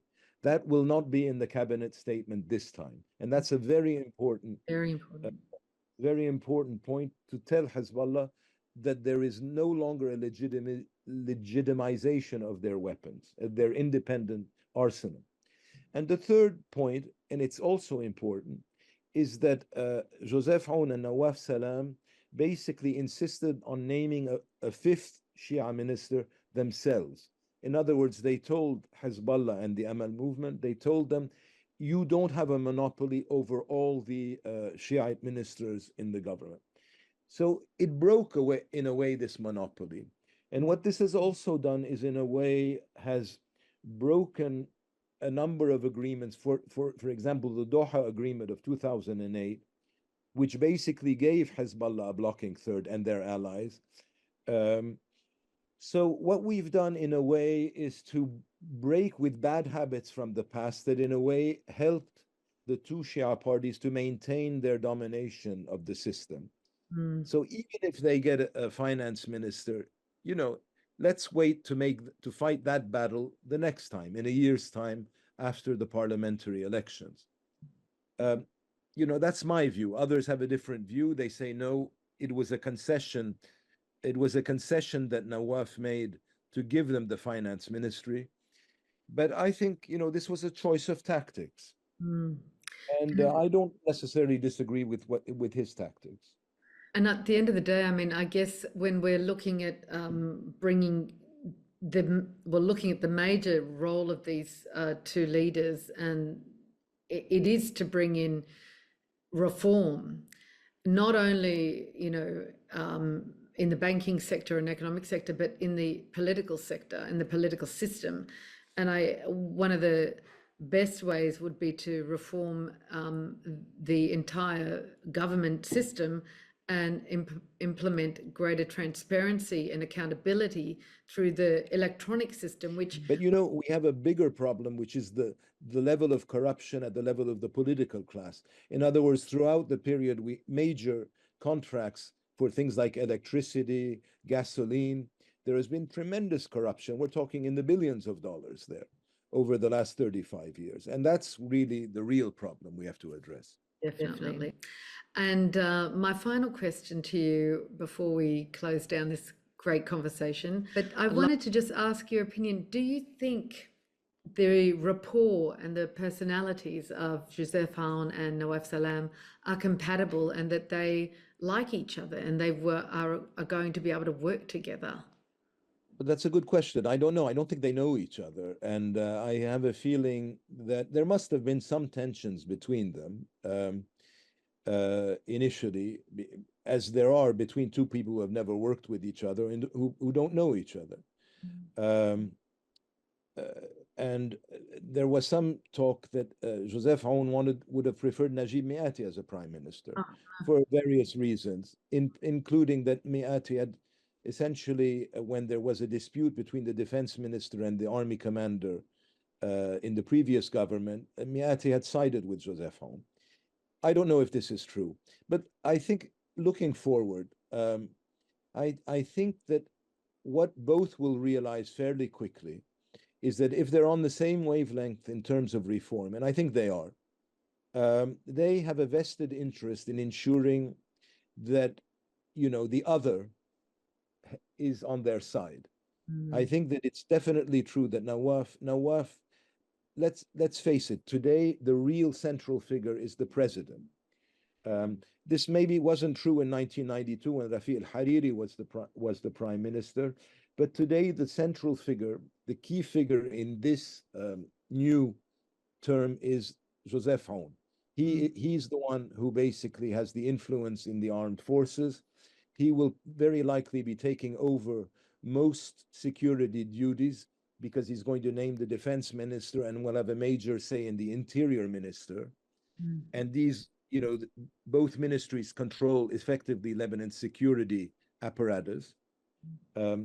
So certainly Nawaf Salam will have to rely on the president to back him up, but also the president needs to ensure that Nawaf Salam controls his government. And so he wants to make sure that Nawaf Salam succeeds as well. And Nawaf is someone who, as a representative of the Sunni community, in many regards will reflect his community.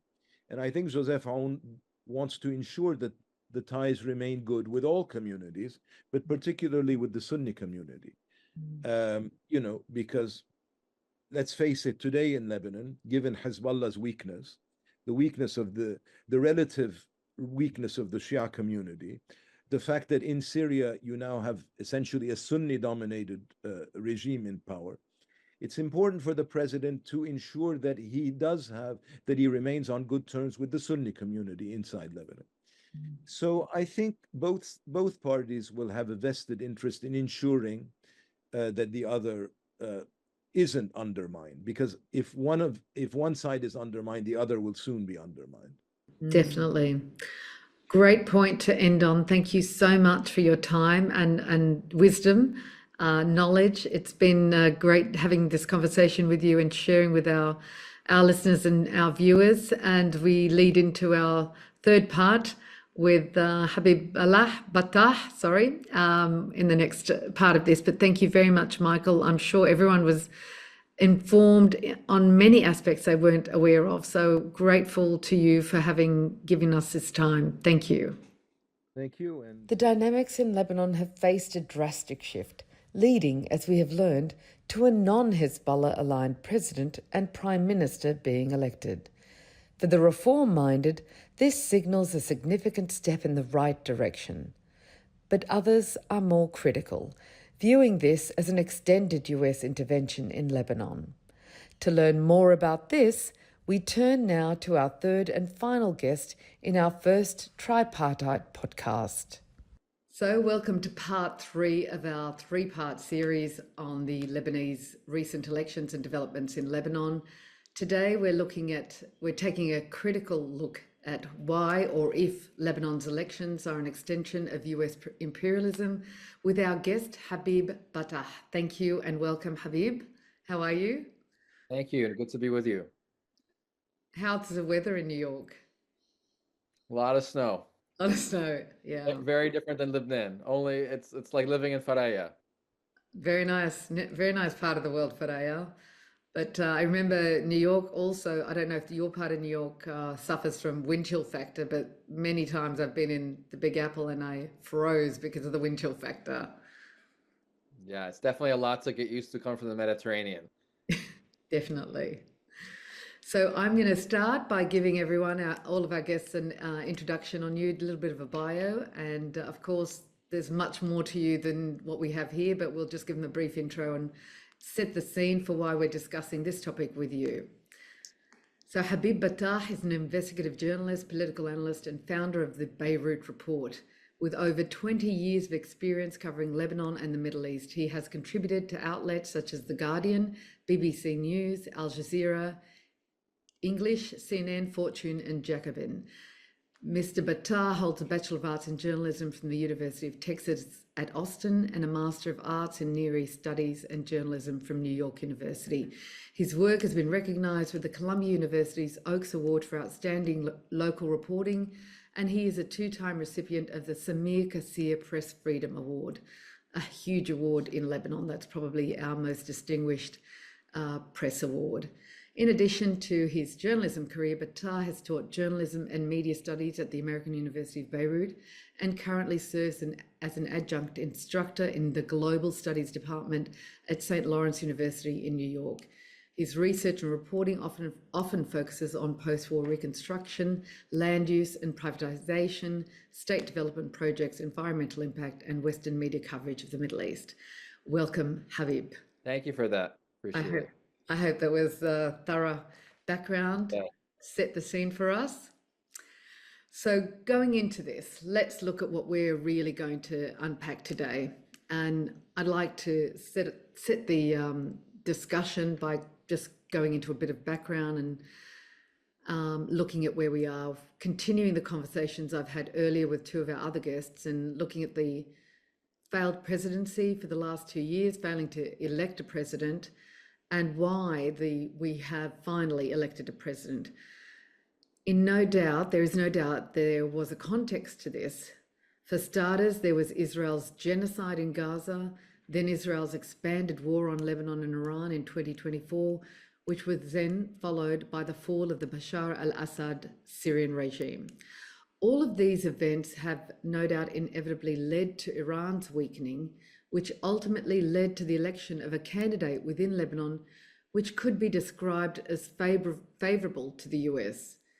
And that opened the possibility of the Hezbollah Iranian-backed candidate Sulaiman Frangieh being put to the side.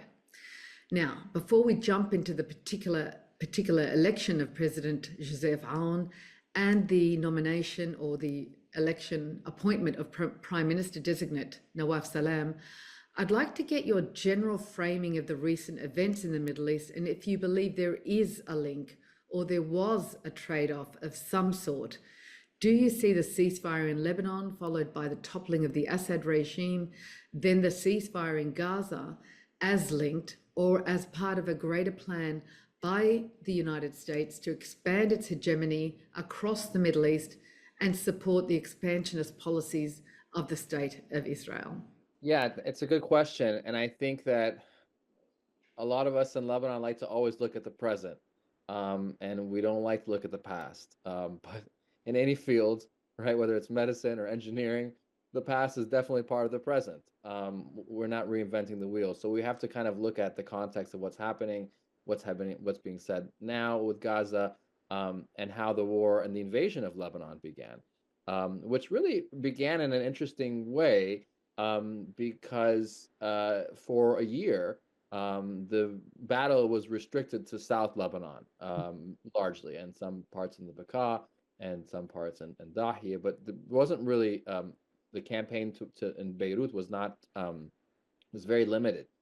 Um, and and now we know that things changed rapidly with the pager attack, terror attack that really killed and wounded so many people and in civilian areas.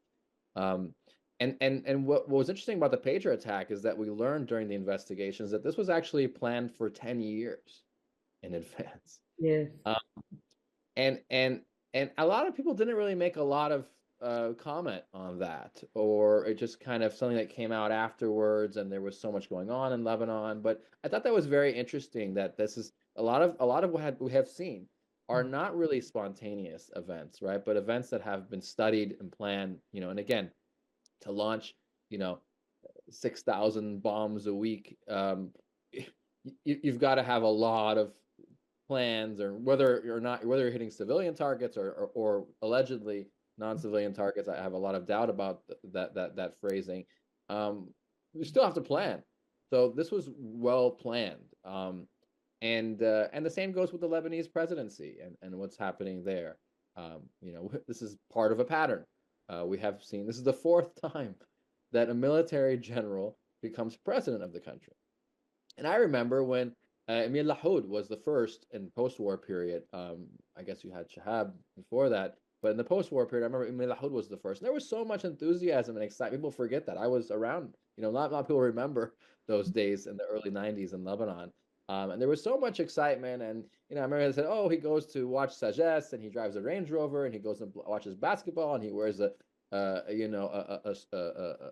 Lacoste shirt and he's just very sport, casual guy. He's going to fix everything. And, we've heard this mantra every time, right? That we're going to reform and we're going to change and the president's going to have his share and he's going to be apolitical. I was just watching, some footage of Lebanon and seeing the Hummers being deployed, the toothless Lebanese Hummers, the old retired Iraq war, or God knows which war they came from, are shipped to us. God knows what kind of condition these weapons and depleted uranium have been through. Who knows? I'm not an expert on that, but there's a lot of, we never really ask about these questions. Where do these weapons come? Where do these arms come from? And you could really feel that these Hummers, I was around when the Hummers came. The Hummers were not always there. Before that, we had the old American personnel carriers, from the 60s, from the ones you see that when the Americans came to Lebanon in 58. So the point is that our military is so dependent and so foundationally just formed by the United States, and before that by France. So we have to recognize that we are not an independent country by any stretch of the imagination, and we will probably almost never be an independent country because, again, if we look at the world map today and we look at history, there's no tiny country that's just independent. And they'll say Singapore and they'll say Monaco, and Lebanese love to dream big, right? Again, very different political situation, but even those countries, right? Monaco is within France, right? Singapore is subject to all the regional powers that cross those waters. So there's a lot of imaginary fantasy that Lebanese unfortunately have that I think we need to break that. And maybe this period will help us, really kind of think deeper about these things. Maybe not, because the same forces are at play. The same propaganda forces are at play, trying to convince us that, France and America are here to help us. And they just want to do business, and they just want to build stores, and they want to just build a resort with palms. What's wrong with that? What's wrong with that? They do so many good things. It's amazing, not just the military, right? But also almost so many small villages I've been to, right? In the smallest villages, way at the top of Jabal Lebanon and down to the coastline, right? You'll see USAID, even in garbage camp. I have seen some villages, I think in Barbara or somewhere, maybe I'm wrong, but somewhere I have seen in some small towns, USAID garbage camp. Sorry, it was another town in the north, not Barbara. If you are even your garbage cans, right? You can't even make your own garbage cans in some cases. what does that tell you about where we're heading and what's going on and what's there to fix The in this country? dependency. They're making us dependent completely. Well, I don't believe they're making us. I believe that we have always been, right? And I think we have been in denial of that, right? So I think, sorry, I'm going to close that. We've been in denial of that dependency, or we only choose to talk about it when it's the guy that we don't like, right? So part of the pro-Western part of Lebanon will say, oh, we were occupied by Iran. We have to be sovereign. We have to be free.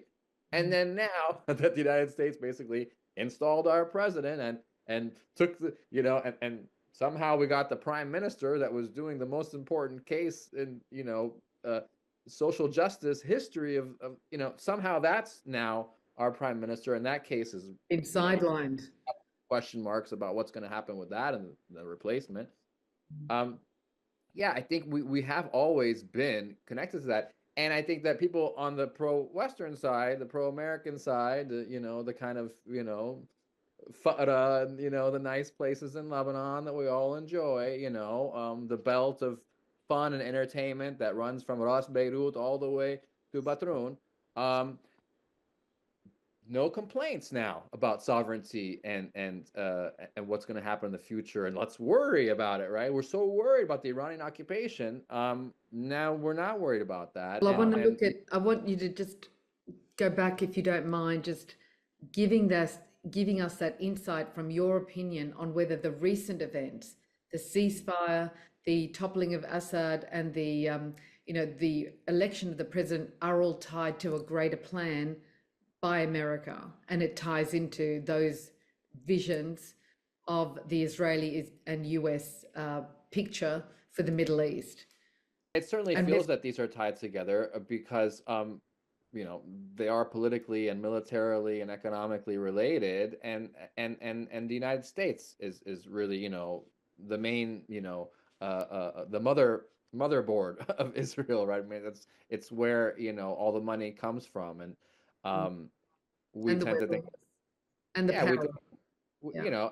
And so whatever Israel's doing, the United States is doing it. We also have this false separation, I think, between the United States and Israel, the United States and Australia, the United States and New Zealand, the United States and all these settler colonies, right? These are all settler colonies, and they have a very similar logic, and they're all friends, right? They're all allies. So all the settler colonies are allied. I was just listening to something say Israel is, for example, in the European Song Contest, right? Israel is in all these European associations and organizations. Yeah. So why is that? You're right. I mean, something deep has to explain that. Why one country in the middle of another region is part of another region. So there are these ties that are constantly. So again, this false separation between the United States and Israel's policy in Lebanon. We're presented with this two-headed, on the one hand, the ambassador is planting cedar trees, right? And building apricot refrigerator in some small village or some, and I even worked in some of those projects. I worked in projects that were part of USAID. I worked in World Vision, other NGOs, so many NGOs in Lebanon, right? That are actively building little things here and there, fixing fixing buildings and fixing roads and they're putting up a big sign saying, thanks this. And then obviously you have, right, with that, the weapons. Weapons are going to the Lebanese army, and weapons are landing on Lebanon, not delivered by boat, but landing on Lebanon and destroying, right, in incountable damage, right? Yeah.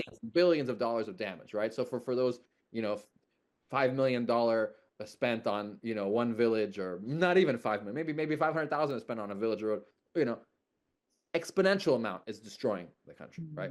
So we need to look at that linkage that's constantly broken up for us, with all the conferences, and I've been to them, so many conferences and so many workshops and so many events and cocktails and parties, and they have a whole series of events that happen at the embassy. But we have to connect that to the actual destruction of our country. That's much more valuable than the very token gestures that are made. And again, the most important one is the backing of Israel, the most influential country on Lebanon's history and future. So most destructive force on Lebanon has always been Israel, historically, just mathematically, just in terms of numbers and buildings and lives lost. Yeah.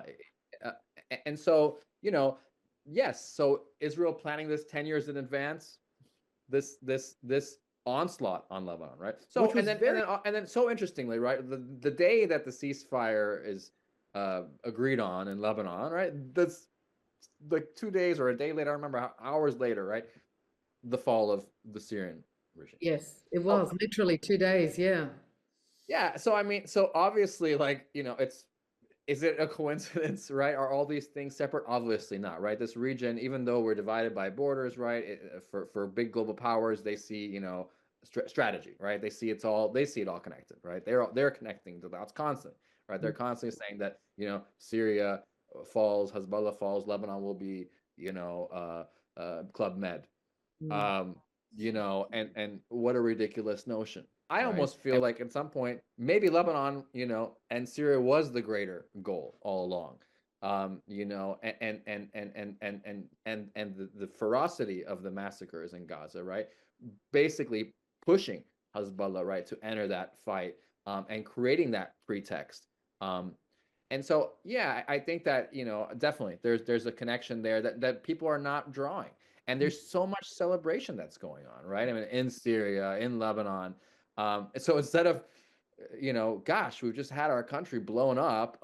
We have no country left in the case of Syria, in terms of government institutions, and they're saying that they need hundreds of billions of dollars just to have internet in the country. These countries are destroyed, completely destroyed. Is it a time for celebration? We get kind of caught up in this myth that we're waiting for this great Lebanese spirit of amazing generosity and knowing and undif and clean and these really simplistic things that have nothing to do with politics, just imaginary terms. Clean politics, not corrupt politics, non-corrupt economies. Where are those non-corrupt economies ever functioning? Essentially, Lebanon's most essential problem is it has no goods to sell to the rest of the world. We're driving around with an empty truck. A little bit of hummus, a little bit of paper, a little bit of daftar, the Bekaa was the granary of the Roman Empire and fed the entire Roman Empire. We have beautiful opportunity for our agricultural growth, but and I mean, when I'm there, like last year, there was an excess of apples, and people were trying to get their apples exported into the region, and there were so many non-profits that were trying to help not waste the apples. So I believe there is potential for a great agriculture potential, but in real economic terms, right, in modern history, right, in the modern period, right, we have always been, our economy, the main source of money in our economy has been political money. It's not been tourism. It's not been apples, and unfortunately, I wish it was, I wish we had, Lebanese apple pie factories that shipped all over the world. Even if we ever ate apple pie, I don't know. But unfortunately, that's not how economies work in today's world. They don't run on piecemeal little things here and there. And also tourism. There's a great myth about tourism, that tourism will somehow save us. And it is tied into colonialism as well, because it is tied to the fact that if we get Western and white people to come to our country and to enjoy themselves and to feel comfortable and natural, then they'll just bring their money with them. And that doesn't happen in tourist destinations. It doesn't happen, because I really want to keep going with the other topics, but this was a question I want to get into later, but there's so much. Your knowledge is profound. It's so deep and it's so great, but I don't want to lose time on the other questions that I want to ask you, which will probably feed back into what you're getting into now. But let me just structure the conversation a little bit. Just looking at the president now, President Aoun and Nawaf Salam, you've been extremely critical of Aoun and the election, tweeting, for example, those who helped install this latest Aoun, the US and its regional allies, are clearly committed to Israel's violent supremacy and the cover-up of a genocide. How could that be good for the destitute masses of destroyed Lebanon with no access to basic services or living wages? And you've also been similarly critical or skeptical of Nawaf Salam, the Prime Minister designate, and the reasons behind his decision, as you mentioned earlier, to accept the position of Lebanon's Prime Minister, tweeting, how did he trade the most important position in international justice for a temporary role in the circus of irrelevance? I love that, the circus of irrelevance.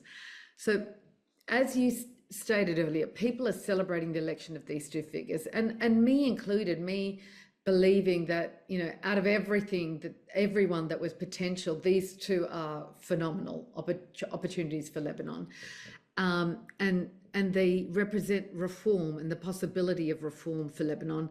And they're no way connected, because they're in no way connected to the corrupt political elite that led Lebanon to its current state of destruction and decay and turmoil. So there was questions about that point I would want to raise, but go on. Yes, so that what I want to do is ask you now to explain and share with us your reasons for this cynicism of both those two characters. Yeah, well, I mean, it's really not about those two men, you know, because again, we've seen many men of similar ilk in these roles. These are not strangers to politics, okay? These are not people who just came off the bus in Dawra and they want to, you know, sell potatoes, right? These are people who are very deeply enmeshed in politics. Right? The Lebanese military is very much part of the political class and is the main guardrail of the political class staying in power. It's what keeps people from fighting each other. And you know, interestingly, most of the uprisings in Lebanon were critical of the military. Suddenly, a lot of people are suddenly forgot all of that. So the military is, right, the armed force in the country that does ensure the stability of the political system, which we find to be so corrupt. Yeah. Now, we don't really know a lot about these men. We know a bit about them. We haven't really had experience with them ruling the country, right? You know, the army position, what can we say about his tenure during the army? You know, I mean, there are some things you can say, obviously. Very, very close relationship with America, right? The United States has been very close to the Lebanese army lately. The United States pays the Lebanese army's salaries. I don't know if, you know, President, former, you know, head of the military, Aoun, was receiving a paycheck from the United States as well. And again, it's not about him, and it's not about conflict of interest, isn't it? It's unbelievable. He seems like a nice guy. You know, they say he's a nationalist. They say he comes from the South. He might have the best intentions, but he finds himself. I'm not really as interested in individuals as I am in the circumstances. Which again, people get carried away with individuals. They try to romanticize them and they kind of isolate them and they say, oh, let's not worry about all that stuff right now. But, you know, you have to always worry about where your paycheck is coming from, right? And we all consider that, right? You don't bite the hand that feeds you, you know, or the hand that installed you. And that's a concern. So best of luck to, you know, General/President Aoun. Again, feels like Groundhog Day in Lebanon. I don't want to belabor the point about who he is, what he is, and I'm not here to attack him personally, right? But I'm trying to think about what can we understand? It's about who put him in power and why, and that's your concern, and that's very true, because we know everything you've said. Absolutely, America's influence on the Lebanese army has been endemic for decades, and you mentioned it in an article, you know, you wrote recently, and going back into the background of American influence in Lebanon well before the Civil War in the 50s, that I wasn't aware of, which is, you know, great to have read that in your article, how much of an influence they had in Lebanon. So there is, as you mentioned earlier, a longer term plan that has been in play for decades, and right now it's just another manifestation of trying to get, as I believe, get more closer control and tighter control of Lebanon. And if we're not just looking at the, you know, candidates of Aoun and Nawaf Salam, you wrote an incredible article about the US Embassy. Phenomenal, the detail that was provided, and I just want to touch on that a bit. But before we do the US Embassy, which is an extension of this conversation because it's about US imperialism in Lebanon, so I wanted to touch on the embassy and what you think. You can pull that information out of the article that you recently wrote. But before we do that, let's look at Nawaf Salam, because he's a different candidate. He's, you know, look, he's been involved in politics. He was a former a Lebanese ambassador to the United Nations and International Court of Justice president. His journey has been very different to someone who's remained in Lebanon, and very, again, being on the International Court of Justice elevated his, authority and integrity to a global level of, it's irreproachable. So let's talk about your cynicism of his candidature for this role. Yeah. Again, not to criticize the person, but more about the role and more about, the context of who's creating that role and pushing that role. What is the role, right? That's the question. What is the role that you're allowed to play if these are the players who have basically put you in that role? So it's to me, that's more interesting. You could have all the PhDs in the world, right? I mean, it's not a question of education. This is also how was he the only person in the world that could have been Lebanese prime minister? We had to pick the one Lebanese who was actually involved in having a political influence globally. Now, what is your political influence as a prime minister of Lebanon? It's not global, right? I mean, you barely can wrangle, right, the other circus acts. It becomes a constant, going to this house and going to that house and tashawur and negotiations and then it's politics, isn't it? Everywhere in the world. It's impossible. I mean, honestly, to me, being a mean, Lebanese prime minister, it's kind of it's mission impossible. Why? Because and again, he's now talking about doing these things that are kind of divorced from the reality of Lebanese political life. You can't just enter into a political system and not acknowledge or, understand that system. Also, let's just talk about Nawaf Salam for a second. Did we know that he's related to other Lebanese politicians? Did we know that his grandfather was prime minister many times? I've read that he was the cousin of Tamam Salam. It was also prime minister. So we're not really talking about Kilon, somebody from out of nowhere, right? He was UN ambassador for the regime that was so hated by the Lebanese protesters. He was the UN face of that, and probably had other roles. So, to say that he's an outsider, I think is also a myth. But let me go back to him and to your comment about him being taken off the biggest case in history since the Nuremberg trials. Really, we're looking at it's even worse than Srebrenica and Kosovo and Serbia and all of that, the war crimes of that era. What's going on right now with Israel and the genocide. So you're saying, why would he take himself off that when there's so much more value he can contribute to humanity, being in that role and knowing that he was leading as the president of the ICJ? To take up a post as the prime minister of Lebanon, which is a chaotic, crazy, unstructured, mayhem, potentially with very little hope of actually achieving anything, as we're witnessing right now. It is hard for him to get his cabinet approved. But when you look at the history of the man, and the man has written papers and books and essays about Lebanon's economy, Lebanon's political structure, how he would recommend the restructuring of Lebanon, you can see that there's a lot of investment emotionally and intellectually into the vision for a better Lebanon, and he has a lot of great ideas. And I think also emotionally, and this is where people who are called to serve really don't look at anything else other than the cause they're called to serve. And I believe Nawaf Salam is someone who really wants to serve Lebanon, and if he didn't take the opportunity right now, he may have regretted it. And so he will, I think, give it his best shot and try and he knows what he's up for. He knows what he's in for, and he knows it's not going to be easy. And we all know that too. It's not going to be a walk in the park to get his cabinet approved, because he's going to want to put in good people with, capability and not aligned to a sectarian group. So I believe he's, well, from everything I know about him, not that it's that much, but I know enough about him, and I think about where Lebanon is today. It needs profoundly incredible statesmen, and I believe he's of that ilk. I think Joseph Aoun is a stable character. I believe that yes, there's been absolutely, he's received the tick of approval from America.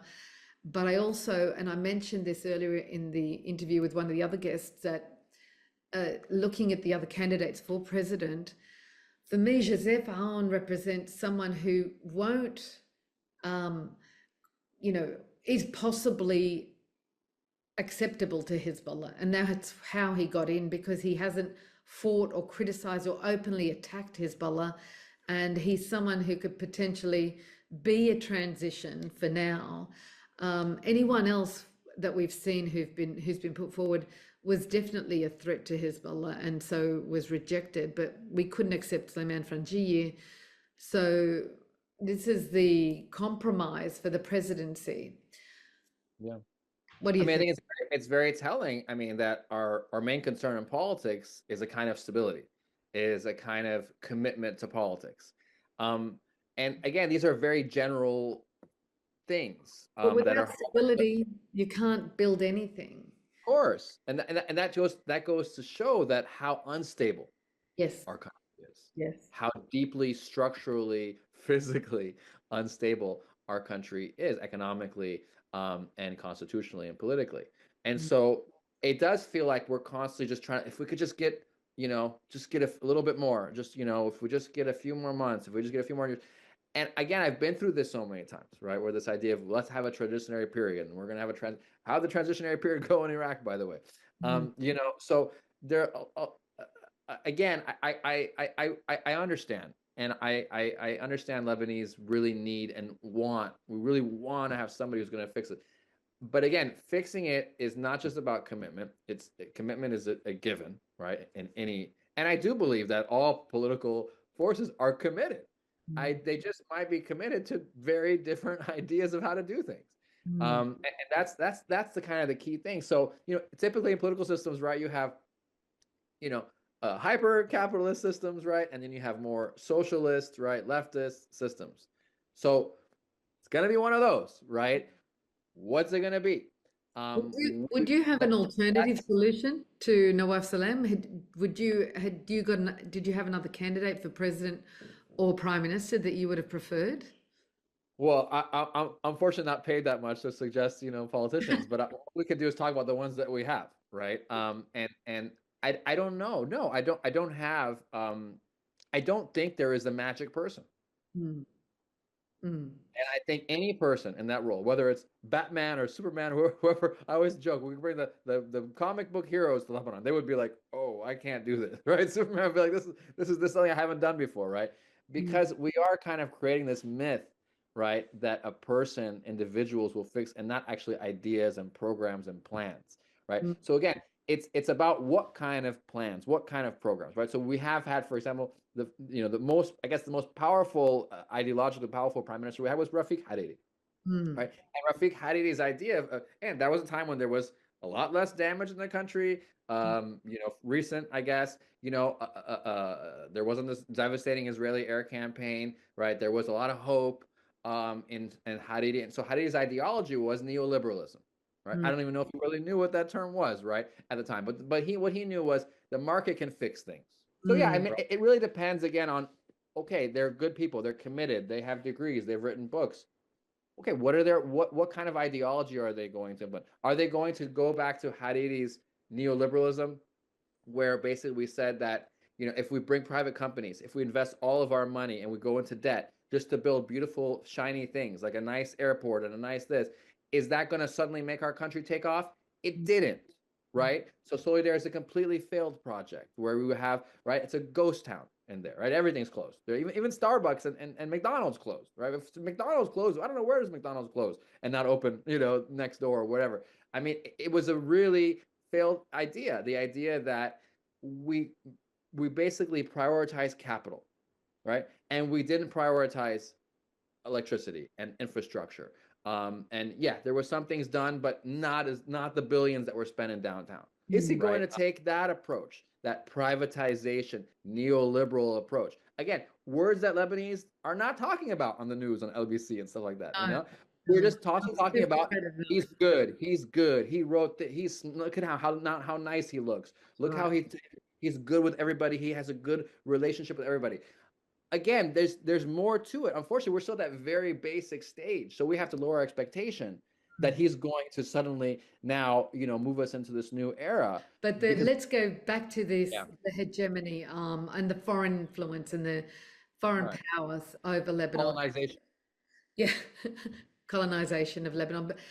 But looking at different players, and let's, if you don't mind being brief, because we're going over time, and I've still got a couple of more questions that I want to ask you, but giving us your opinion on those, decades, 4, 5, 6 decades of Lebanon being vulnerable and completely controlled or under the domination of regional and global powers, including neighbors like Syria and Israel.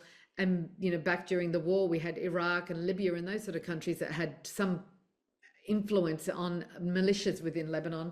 But on the larger scale, we count those players, historically, France was the main patron of Lebanon. And then we've had, more recently, America stepping in after in the 50s, 60s, as you mentioned in your article. So I'd like to talk about that. But looking at influence by Saudi Arabia, Iran, Syria, Israel, and now leading back to where we are with America.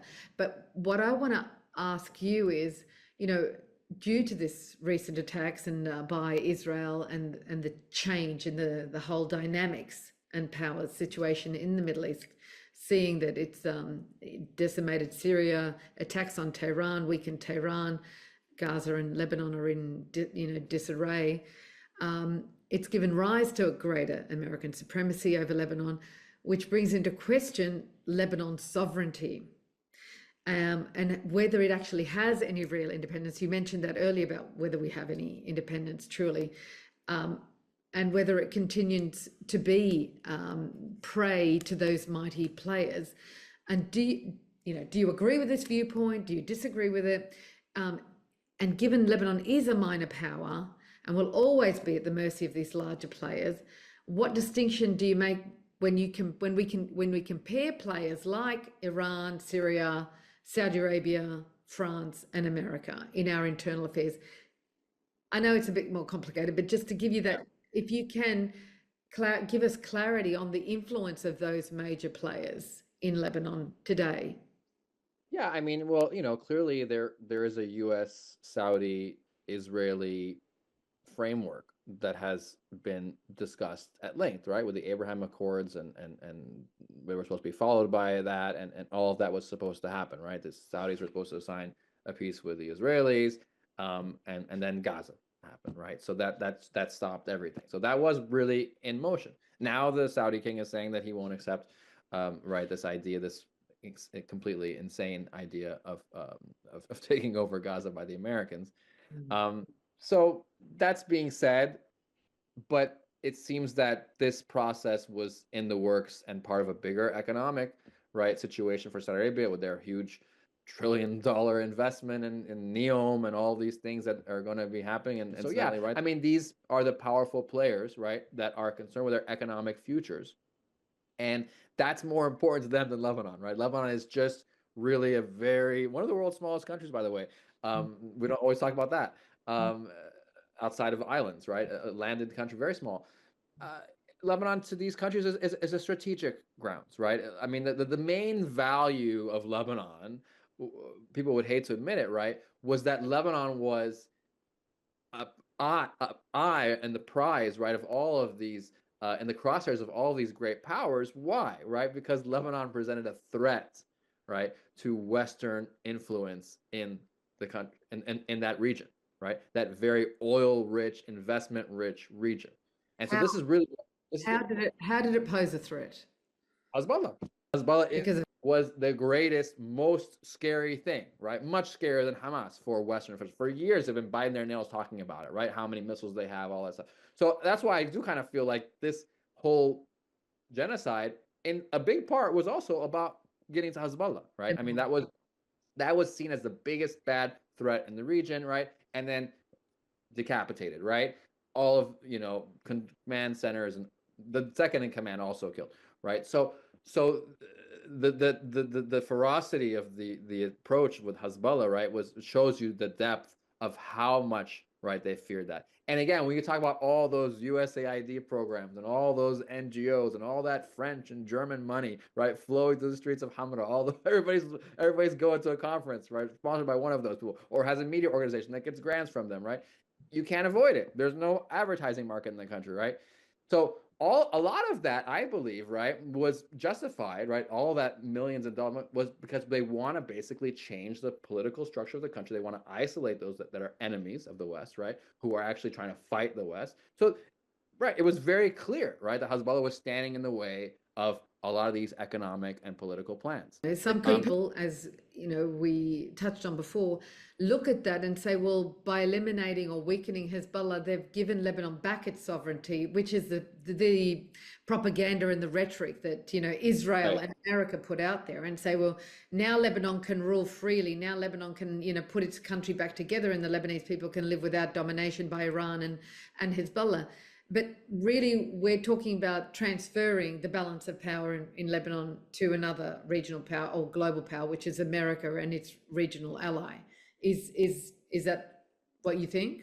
No, I don't think that Hezbollah presented a lack of sovereignty in Lebanon. And in fact, I think Hezbollah presented maybe the most sovereign thing in Lebanon, which was the issue was Iran. That was not well. Yeah, that's true. I mean, and there's always, right? Again, as a small country, there's always going to be something, right? But in terms of autonomy and power, right, locally, that was the greatest thing that probably in the whole Middle East, right? Because every single government in the Middle East, right, almost, right, has American military bases in their country, right, has capitulated to American power, right? And there's nothing we can do. We can't fight them. We join them, you know, they sell us oil, they sell us weapons, we sell them oil. So that's the situation across the whole region. So Hezbollah was very unique in that sense, right? And that it was kind of a non-state actor, but still very sovereign in its territory and had ability to make things happen, right? And so, but for other Lebanese, right, they would say it's not sovereign because Iran is putting weapons in there. And I would say that argument means that there's no sovereign party, because all the political parties in Lebanon, right, have to get, you know, their legitimacy and their backing and their oil deals and all their things, right? From those international connections. I think that Lebanon is going to face a tense period, right? Because if tension continues to mount, right? If the Americans get what they want, right, which is to continue to pressure, well, they tried that with the Hariri dynasty, both Hariris, right?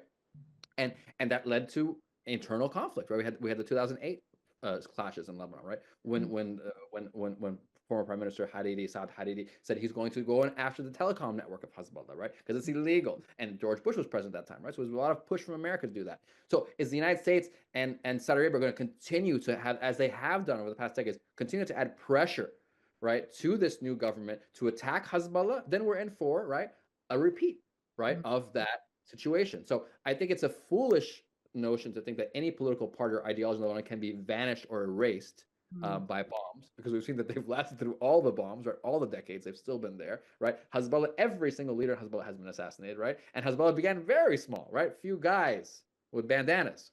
Yeah. So they've been there before. And so I do see that this conflict will continue in Lebanon, definitely. With this proxy, you know, Iran will probably try to get involved as well, and try to, you know, recoup or you know, try to rebuild some of what it's lost. So yeah, I think that this is an ongoing situation. As long as the Israelis, right, this genocidal power, this genocidal ethnic, unashamed, right, the whole world has seen it, continues to act that way, there is no good future, right, for its neighbors, right? If it's willing to kill, you know, unlimited number, right, of civilians, right, there's no limits, right? What are we talking about? Right? What are we talking about when we say we want to just, you know, reform this street and change the name of this ministry?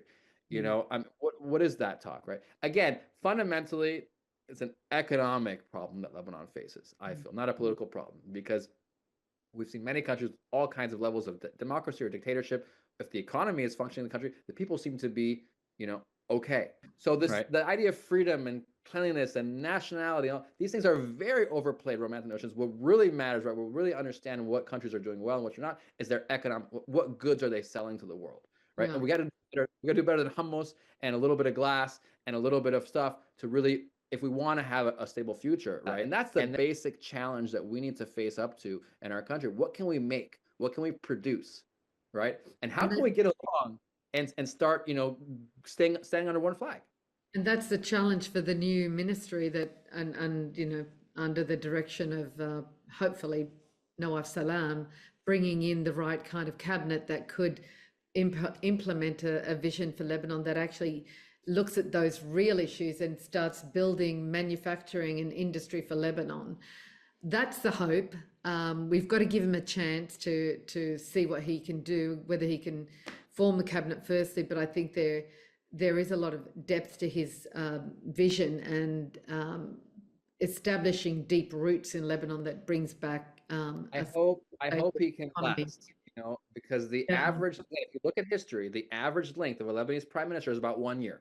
So looking back at all those people that came before him, right? And that's why I said a temporary. Many people believe that he's not going to last in this role, right? Again, so you can't really get into conflict with the entire political structure of a country. Again, that's never happened. There's no country that is divorced from politics. Oh, you know what? Today, all the political parties in this country, you're not going to be part of our government. That's never happened. So are we reinventing the wheel? Do we really believe? Do we have the hubris? Do we have the narcissism to believe that we can reinvent the wheel of the world in Lebanon? We could make the biggest hummus chart in the world. I don't know if it's the same with politics, right? So I think we have to be realistic. And I will wait to see. I think we need to vet and think about those ministers that are, and see what they're doing. But again, it's also going to matter not so much on what he does and who he chooses and how great these people are and how educated, but also how the United States, how Saudi Arabia, how Iran, right? How those people react to that. I think that's really key. Well, I want to wrap this up because we've gone well over time, but it's been fascinating and there's so much we could talk about. But really wrap it up and say, yes, there is a tremendous challenge on the plate of Aoun, President Aoun and Prime Minister designate Nawaf Salam. In particular, although we celebrate the idea of a weakened Hezbollah, others are frightened of what that means for Lebanon and for the region. And I again am one of those who is very strongly of the opinion that weakening Hezbollah is not the only problem. It's not the solution, because we still have a great many sectarian leaders who are still in power, like Nabi Berri and many of his ilk that are still in power and trying to now disrupt this position that Nawaf Salam has come into, disrupt the opportunity of bringing good and strong, solid people with capability into the ministry, because it will mean the end of their era and their control and their source of funding for their personally, not even for their own people personally. So there is much more that needs to be weakened than Hezbollah, because Hezbollah is only one player. And this illusion that, well, now Hezbollah is weakened, we'll be able to take charge of Lebanon, is a fallacy, because we need to address all the other major leaders, political leaders of those parties, which we've mentioned earlier on in this series. We're talking about, the Hariri factions, the Jabran Basil and the Tayyar party, talking about Sami Jaja and the Lebanese forces, Nabi Berri's Amal party, Walid Jumblat. There's a lot of them, right? There's a lot of who still have influence. That's also right, but I think we also have to recognize that those people didn't come from Mars, right? Those people came from the same Lebanon. So I think we need to address more than just these individuals, right? But understand that why did they come to power, right? And the reasons that they came to power are still with us today. Yes. And so whether we remove them or not, it's going to continue to recreate itself. But I'd like to just come back on you with a point that was very profoundly made clear in 2022 with the elections. The movement for change and the Thawra of 2019, there was an awakening that Lebanese have never had in their history, the Thawra, and that led to the election results of 2022 and the beginning of implementing independents who are completely untied to any sectarian groups. It's the beginning of a new era for Lebanon. All we need to do is keep moving in that direction. People like Nawaf Salam more so than probably President Joseph Aoun, represent for us that hope that we can continue, because both Aoun and Nawaf Salam are going to be instrumental in whether the election law continues for the diaspora, if they institute the law allowing the diaspora to vote in the 2026 election, because that was going to be completely changed. So I look at those glimpses but real examples of moving forward. We're not out of the woods. We have a lot to overcome, but there's a lot of, real roots of change that have been, planted in Lebanon in the last 5 to 6 years. And there's a lot of work happening, serious work happening in the diaspora and also in Lebanon. And having traveled around Lebanon so many times, especially during the 2022 elections and prior to that, and seeing the number of people who decided not to vote. I know it's similar, but they decided to vote this time because they didn't want to vote for their parties. They didn't want to vote for those same, sectarian leaders of those groups. And they wanted to vote for change, but they didn't know those members of change, because those members of change only look at the fireworks going off. I think there you go. The fireworks went off in Beirut. That's very true, because there's always fireworks. We love fireworks. Don't know what handmade. We love fireworks. We love the party. Mannerisms. I just hope that we can also, think about the real questions, right? And it's not just about us wanting change. It's also about what are the ways in which we pursue our emotions. And emotions are very powerful and needed. But again, if we look around the world today, we don't live in an alternate universe.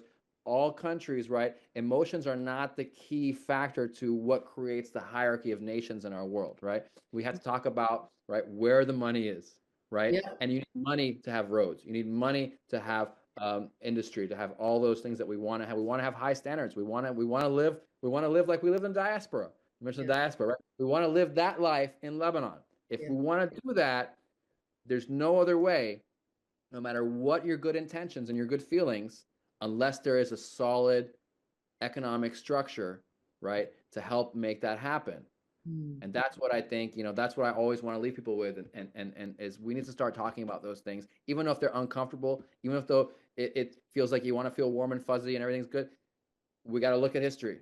We got to look at where we are, because we've been up and down and up and down and up and down. I'm seasick, right? The times I was there in 2005.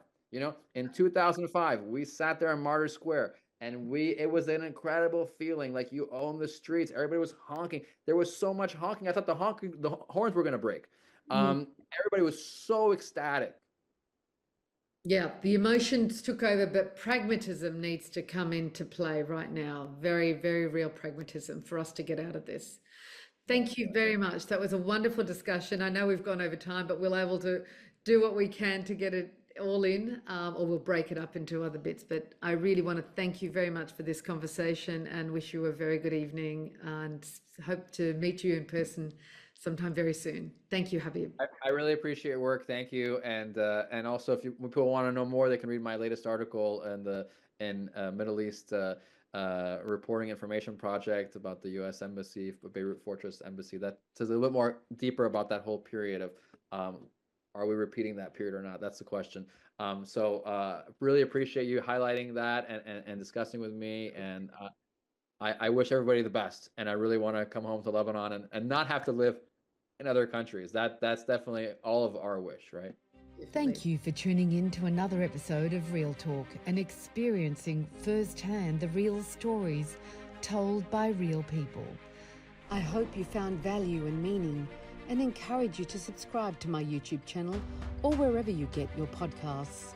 Your ongoing financial support is vital to our ability to continue delivering these stories, so please remember to click on the donate button in the description, giving only what you can afford.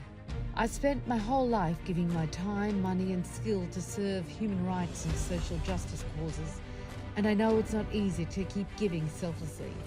But this work is important because the mainstream media has failed to live up to their obligations. So we need to step up, speak up, or we're no better than them. I believe by tuning in to this podcast, you are someone who wants to know the facts and the truth, so you can independently decide what to believe and what not to. My job is to deliver that information. Yours is to place a value on it. Whatever you decide is humbly welcome. Thanks again, and see you on the next episode of Real Talk.